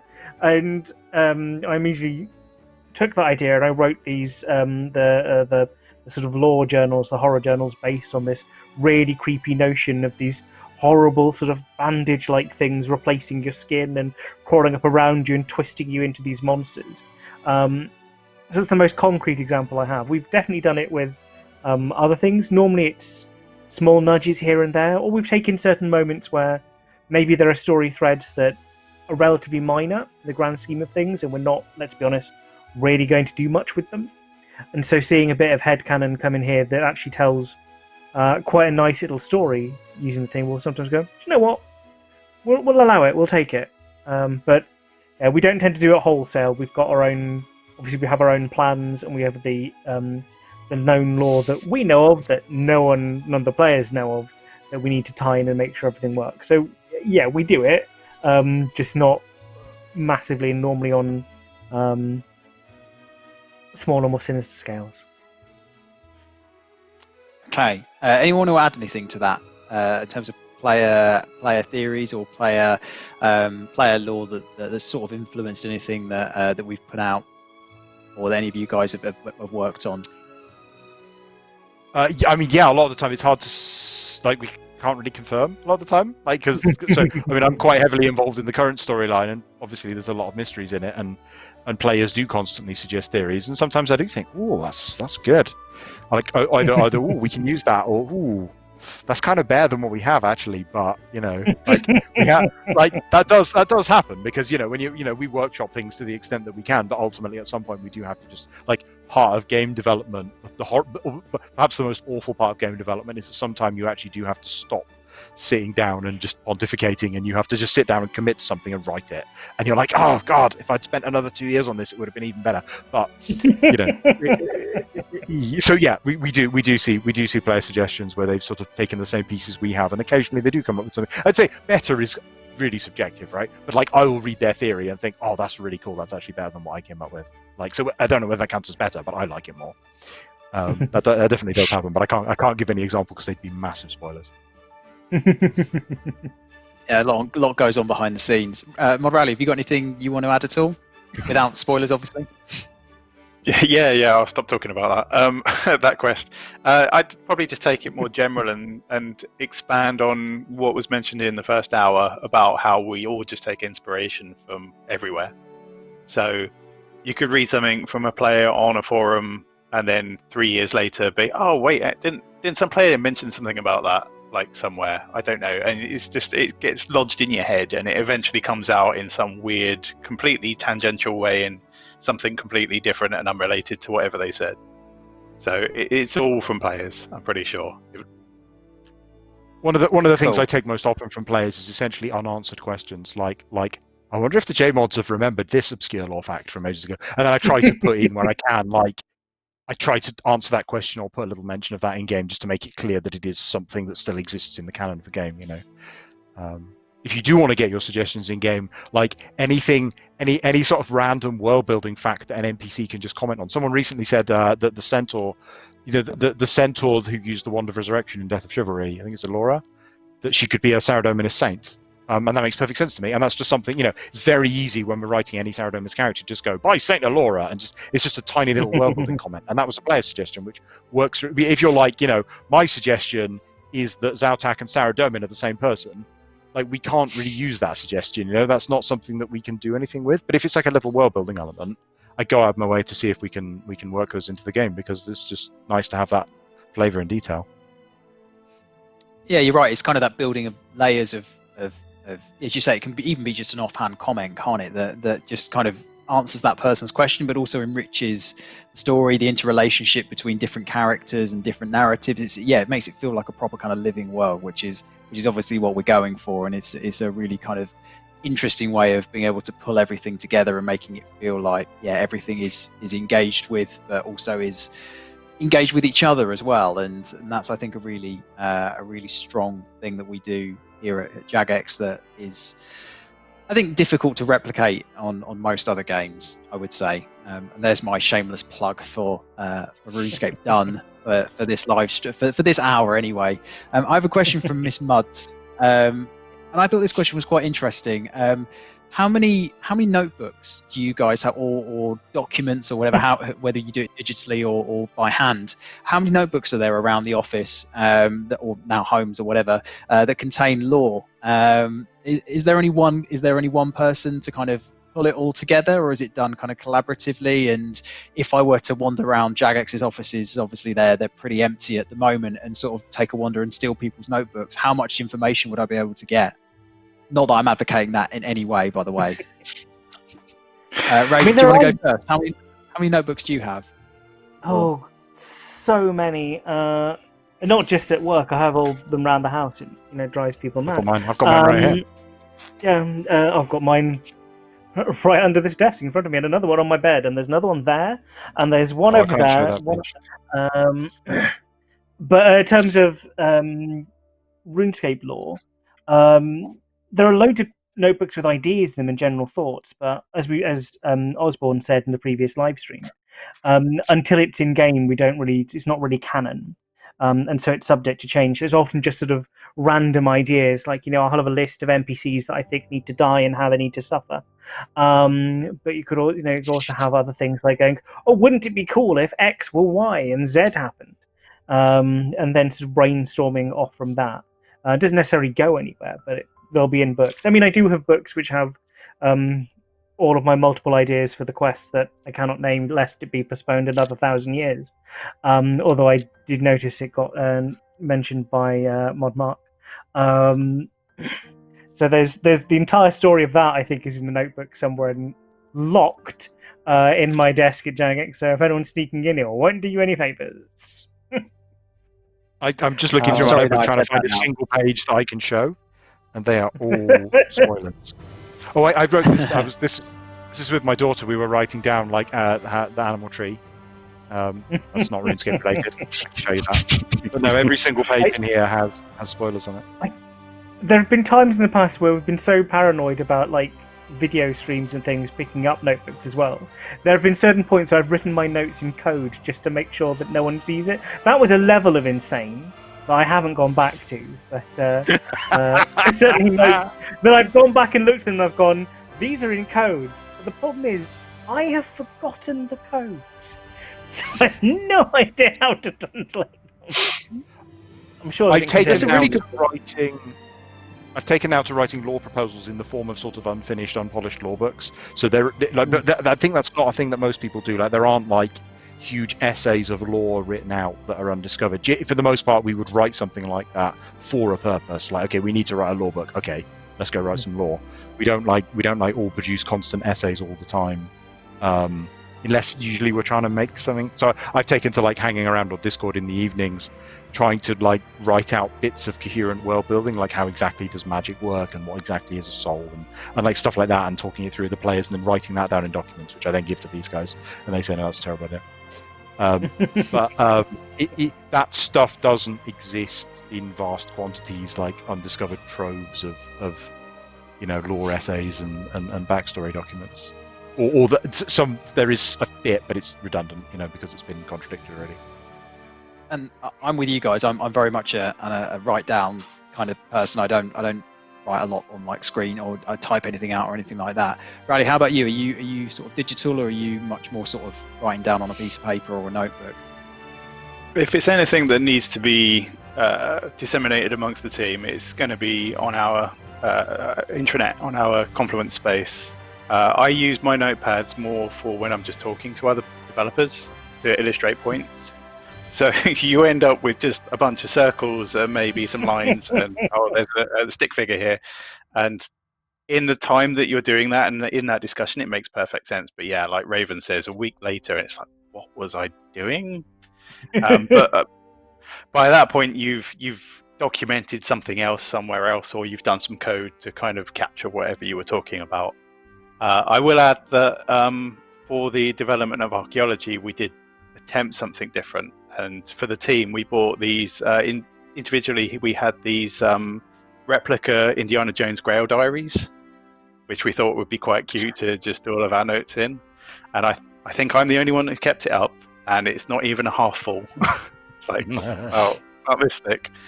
And I think one of the pages is just a stamp that Mod Jack owns, which just prints Praise Lornab. Praise Lornab Yeah. all over the page. Yeah, I have a Praise Lornab stamp, yeah. So good luck if you find any of these things, because they are utterly I meaningless. don't know where that even is. to us. Where is my Praise? I think it might still be in the office. I think I didn't bring it home for COVID, so it's actually just in the office somewhere. The next don't one think of we're these. destroyed. The So I next don't one think of we're doing these the whole we don't do. try and get the goodies thing particularly good shrift here. I think we probably need to try and say that we do. You can't just go into the office and get this stuff, given that we're not here. I will say that. Yes. Well, Sorry, Rowley. Don't steal my Praise Lornab stamp. That's really precious to me. I found another page in my book I can show. I found another page in my notebook.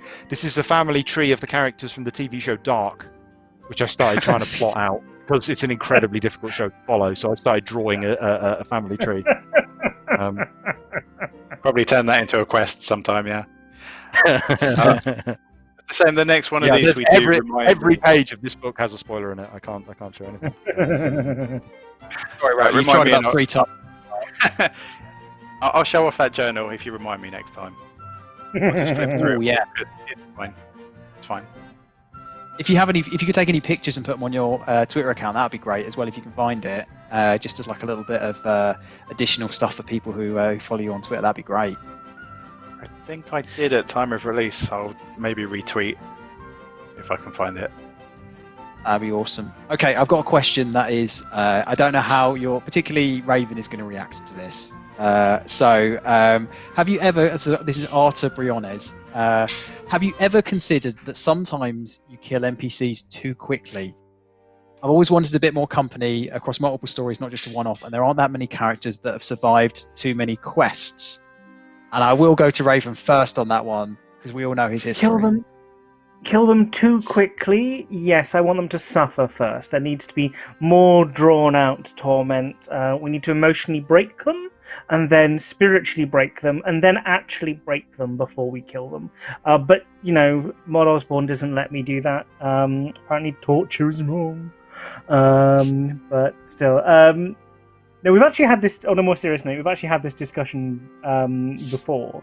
And, you'll notice we've changed a bit. We've gotten a little less sort of gung-ho with, even I have gotten less gung-ho with murdering our NPCs.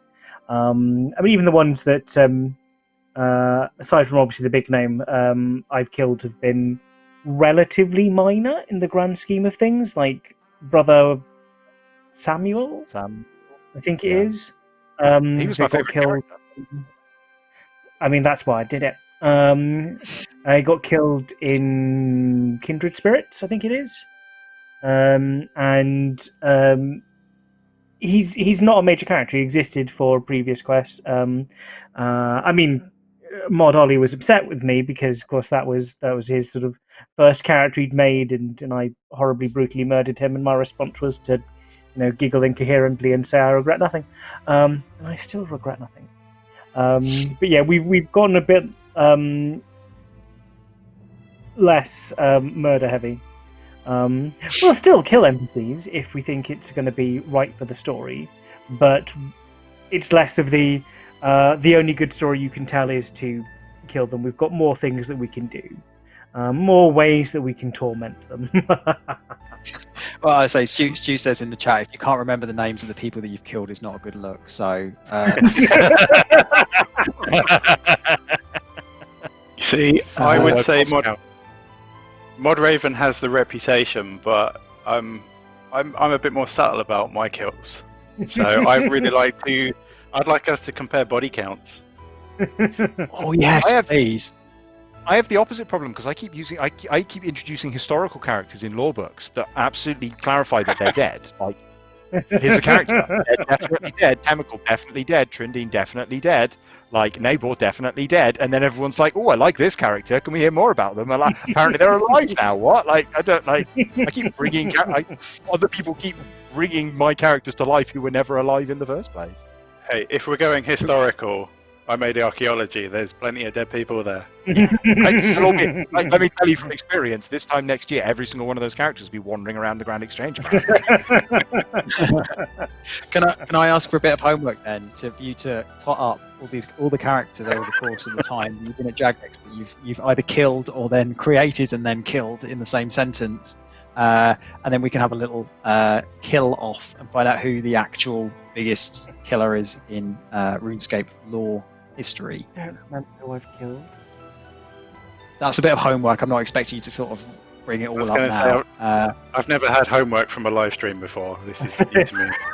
Well, welcome to one of my live streams. The serious answer is that dead characters are characters you can't use, right? And it was traditional in early RuneScape that each storyline ended with the death of the villain of that storyline. That was very common, which means all of those characters sort of disappeared. We often killed like allies for shock effect, which means those characters were no longer there to be used. And so actually we just sort of depleted our cast. Like, it's fine if it happens occasionally, like Wildgoth Sleeps, was it Richard Marshall? I can't remember which they died in. But they kill some characters for shock effect, and it's quite a big deal because it was, that kind of thing hadn't happened regularly. But obviously the impact of that wears off over time. We're left without those characters to use in the future, and so we're trying to be a bit more sparing with death, because that way we can. We talked earlier about it's our responsibility as the shepherds of RuneScape's ongoing story to sort of continue with the material that RuneScape players want to see. And if we've killed everyone, then we have to create new characters, right? So they can't be classic RuneScape characters. I think that's actually why the bosses have become so prominent in the lore, because the bosses, despite dying millions of times, sort of are an ever-present part of everyone's lives, and we're used to the fact that they apparently can't die, so we might as well use them then. Whereas quest NPCs tend to die with a bit more finality. Yeah, and unless you're Zanuck, but unless you're Zanuck, yeah. Okay. Never die. I've got a few more questions that I want to ask, because I'm a bit aware that we were truncating this a little bit because of what we were talking about with Bob Rowley to kick off with. So I want to try and get through as much as we can. There are a couple of questions that I picked out from what we've selected over the course of the time where we were getting some questions from players. Hyro asks, I play both RuneScape and Old School, and I see a lot of the lore contents are related between both games. They were wondering if there is any kind of possibility of us bringing any kind of the Zaya content over to RuneScape, or if that would be something that we perhaps wouldn't be considering, or obviously the corresponding lore that would come with Zaya as well. Is that something that we would be looking to do as an example, or more generally from an Old School perspective, would we look to sort of take any of the narratives that they've used for, say, Dragon Slayer 2 or Monkey Madness 2, and kind of port them into the RuneScape kind of feeling? I mean, my general answer to these sort of questions is always maybe, because that's a would we do a thing in the future? And the answer is maybe. It's nothing that we can commit to or we can dismiss outright. It's not in the current plan, but whether we do it in the future, maybe. We would. Oh, sorry. No, you go. Sorry. Okay. We do keep in contact with Old School and how their lore things work, and we do kind of try and maintain. I think we call them pillars or general foundations of lore. So we share certain important features. So we wouldn't verbatim copy something, but we might we'd keep the essence of what it is, in the same way that they keep the essence of what it is in RuneScape. So Old School did Thriftiness, but obviously theirs is quite different, but it still keeps the essence of kind of the important lore side of the Elf City, and we'd do the similar things if we were to bring in Old School. So we probably wouldn't bring in Dragon Slayer 2 verbatim, but we might do something along similar lines with the same sort of style of storytelling and sort of threat level and big combat thing, and perhaps even bring in Vorkath. But we probably wouldn't tell the story exactly. And the same goes with Zaya. There are certain elements of Zaya that we might keep, and we might keep certain pillars, but we'd probably change it up so it fits more within RuneScape 3 how our players play, because of course the gameplay is slightly different between the two games. Communities are slightly different between the two communities, so we changed it up a bit, and we'd make it something that would have some of the elements of, but would be uniquely RuneScape. But as to whether we'd actually make it, maybe. I think there's a couple of things I would raise there. One is that we did do that essentially with Fossil Island. Anachronia is RuneScape 3's version of Fossil Island. We felt like, although Fossil Island had been delivered in old school, it wasn't a plot point that we wanted to abandon. We did, remember that whole thing about unfinished business, and we did consider Fossil Island to be unfinished business, and we wanted to find a way to bring that, but in an RS3 style. And Anachronia is that, it's not in the future, it's radically in the past, but it's kind of, so we found a way to bring Fossil Island in. Zaya, I think, part of the point of Zaya is to allow the old school team space to tell their own stories in. So in a sense, it almost doesn't make sense for us to focus on it, because kind of the point of it is that, old school, I think by nature of the game that they have, sometimes feel like they're following in our footsteps and don't necessarily always want to do that, and their audience don't want them to do that. So Zaya gives them space to tell their own stories in that don't immediately invite comparison to RS3 content. They can be its own thing. If we create our own Zaya content, we're now inviting comparison to old school in kind of an unnecessary way. I don't think it's content that the world needs. I talked earlier about us trying to find the highest priority storylines. What's the most pressing issue? What's the most interesting thing we can talk about? I think there's a lot of ground that we would want to cover, years and years and years of ground, before the most pressing question we had is, well, how's Zaya getting on in the future? What's going on in Zaya? That's not a question that our audience are necessarily asking. It's people who play both games, which is some of our audience, but not, I think, the majority of our audience, are interested in that question, but it's not like a dominant, high priority question for us to answer. That's a really, I say, thorough and well-informed answer. Well done, guys. Rowley, do you want to add anything to it at all? What I was going to say, I think Jack just covered. So. Cool. Sorry. Okay, that's perfect then. I'll come to you first with the next one, Rowley, so you can have your time. So in terms of Superior, I've got a question from Superior. With the recent, this is quite a long one, so forgive me. With the recent additions of the Colossi, as well as Orphan, is there a functioning timeline that is used for pre-First Age stories as well as First Age stories? Since they're mostly unknown, is it more free to be used as needed, or is there a set idea? And there's a kind of a follow-up part, but I won't go into that just yet. Rowley, do you want to take that one first?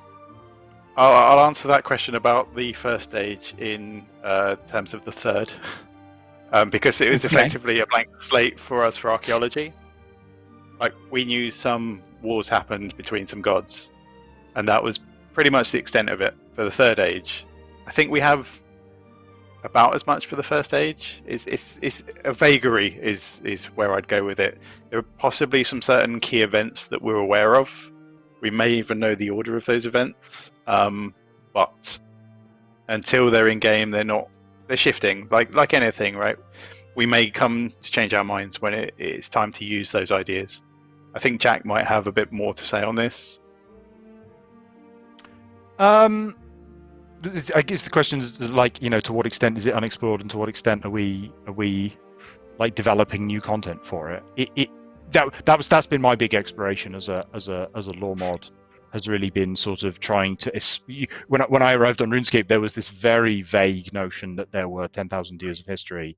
We had little snippets into it with Meeting History, with Curse of Zaros, and I've spent, in terms of the amount of time I've spent writing lore, which isn't actually a huge amount of my day job, I've spent most of that time in the Second Age and the Third Age trying to sort of expand that out, add more detail.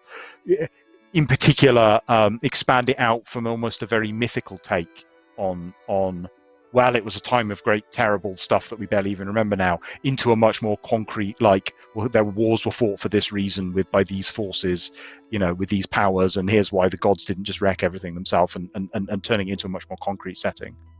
And then that's ended up that was always supposed to be background information, but then now we get people constantly saying, oh, I want to go visit the Third Age, I want to go visit the Second Age. So I've kind of...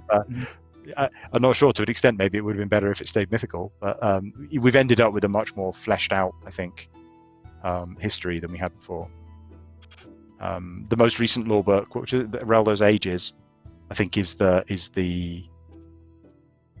most recent, most detailed, particularly in the first age, which we barely even talked about. That talks about the first age in some detail, what the world was like before Guthix, and then what the world was like after Guthix went back to sleep again.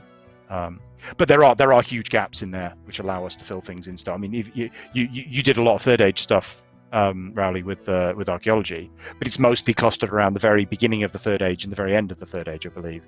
So there is still this huge gap in the middle of almost like 3,800 years where we don't really know what happened, and we have some idea. We have some lore suggestions as to what we'd like to see happen in that period. But in terms of in-game canon, it's kind of a blank slate. And yes, it could be expanded on as and when we need it, or as and when we want to fill that in.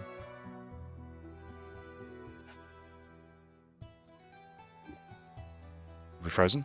I think JD might have frozen again. Mm-hmm. Yeah. More serious face this time. Yeah, that's he looks. Should I load the document to see what the next question is? Yeah, go ahead. I could spend a moment talking about the other thing. The other thing. Oh yes, I mean we only have a couple of minutes left, so yeah. Yeah, it'll be worth doing that. Okay, so this is probably not something to get overly hyped about because it's not new content, but there is a second mini quest being released on Monday that I crammed in just before Christmas. It's, as I say, it's not new content. It is effectively a wrapper for a particular archaeology mystery, such to lower the levels a little bit, make it a bit more accessible. The rewards will be held back until you have the current level for them. What's the term? There's a term for that. Never mind, it's not important. So the primary goal here is to free up something for use in something else, and that's as much as I can say. That's very good. Yeah. Wow, that's the most. We can say it's an archaeology mystery, right? Did you say that? Yeah, we can say that, right? Yeah. So it's a mini quest wrapper around an archaeology mystery in order to allow that content to be narratively accessed at a reasonable level. Yeah, and as much as they say don't get overhyped, I imagine there's some people that are pretty hyped by that. There may be some controversy over the method, but I think the goal, the reason, is going to be widely well received. And we could talk a little bit about the reasoning about it, right? That there was a very high skill level attached to a piece of lore that we wanted to make use of, and we argued a lot about it internally. Are we going to ignore the requirement? Are we going to require the requirement? Is there any way that we can find a compromise? And this was the compromise we found, where there is still a modest archaeology requirement, but not from a point of view of a quest requirement. It would be a sky high requirement. We've never had a quest requirement that high, and we didn't feel like it was reasonable. But at the same time, we didn't want to just ignore the mystery as a rec for content going forward. It's also something of an experiment because while it's our compromise, players, when they get hold of it, might be okay. Yeah, this was a good compromise, or they might give us feedback and say, if you want to do this sort of thing again in future, consider X, Y, Z, and so we can do that. And to your credit, Rowley, we were like, oh, I mean, we're a bit busy doing this content, and you said it's fine, I'll do it. So you just came in and sorted it out, so the rec could exist. So good for you to do that for us. Sorry, go ahead. Just saying, I'll be happy to talk about it in more detail on Monday. Yeah, this is for a requirement for a piece of content that Raven and I are working on, which I am under strict instructions to not give any information about. But Raven and I are working together on a piece of lore content, which you'll be hearing more about at some point. And we're taking the requirements for it fairly seriously. And some devs like Rowley are putting extra effort in to make sure the requirements make sense as much as possible. Like players going, it's okay. We are at 6 o'clock. Do we need to stop because someone in the office is going to get kicked out of the office? I don't actually know how it works. Normally we just ramble on until we get bored or children attack us, but normally JD would tell us, right, we're off now, but JD has been turned to stone. I forgot it's Jake there in the background. I don't know if there's anyone actually there. I haven't heard any production voices. I do not know. I mean, we could just keep. I'd be happy to just keep answering questions for a bit because the children aren't bugging me yet. But I don't know if we need to. I don't know if we need to vacate. Should we see if there's any more questions to answer? How did we get? We'll take your lead. Spear. Did you? What the plan is? JD says we should probably wrap up. Hang on, I've lost the video now. There it is. Okay, well, thanks everyone. This has been a 2-hour-long live stream with 7 different JMods on it. I hope you enjoyed it. If we didn't get to your questions, we do answer lore questions constantly on Discord, so do come in to the official RuneScape Discord, for which I do not have the URL handy, and feel free to ask us lore questions there. There's an @JagXLore handle that you can tag, and that will tag all of us with your question. If the natives on the Discord are mean to you, please tell me, and I will tell them off for you because they should stop being mean to you. Other than that, I think we're done. Do everyone want to say goodbye? Bye.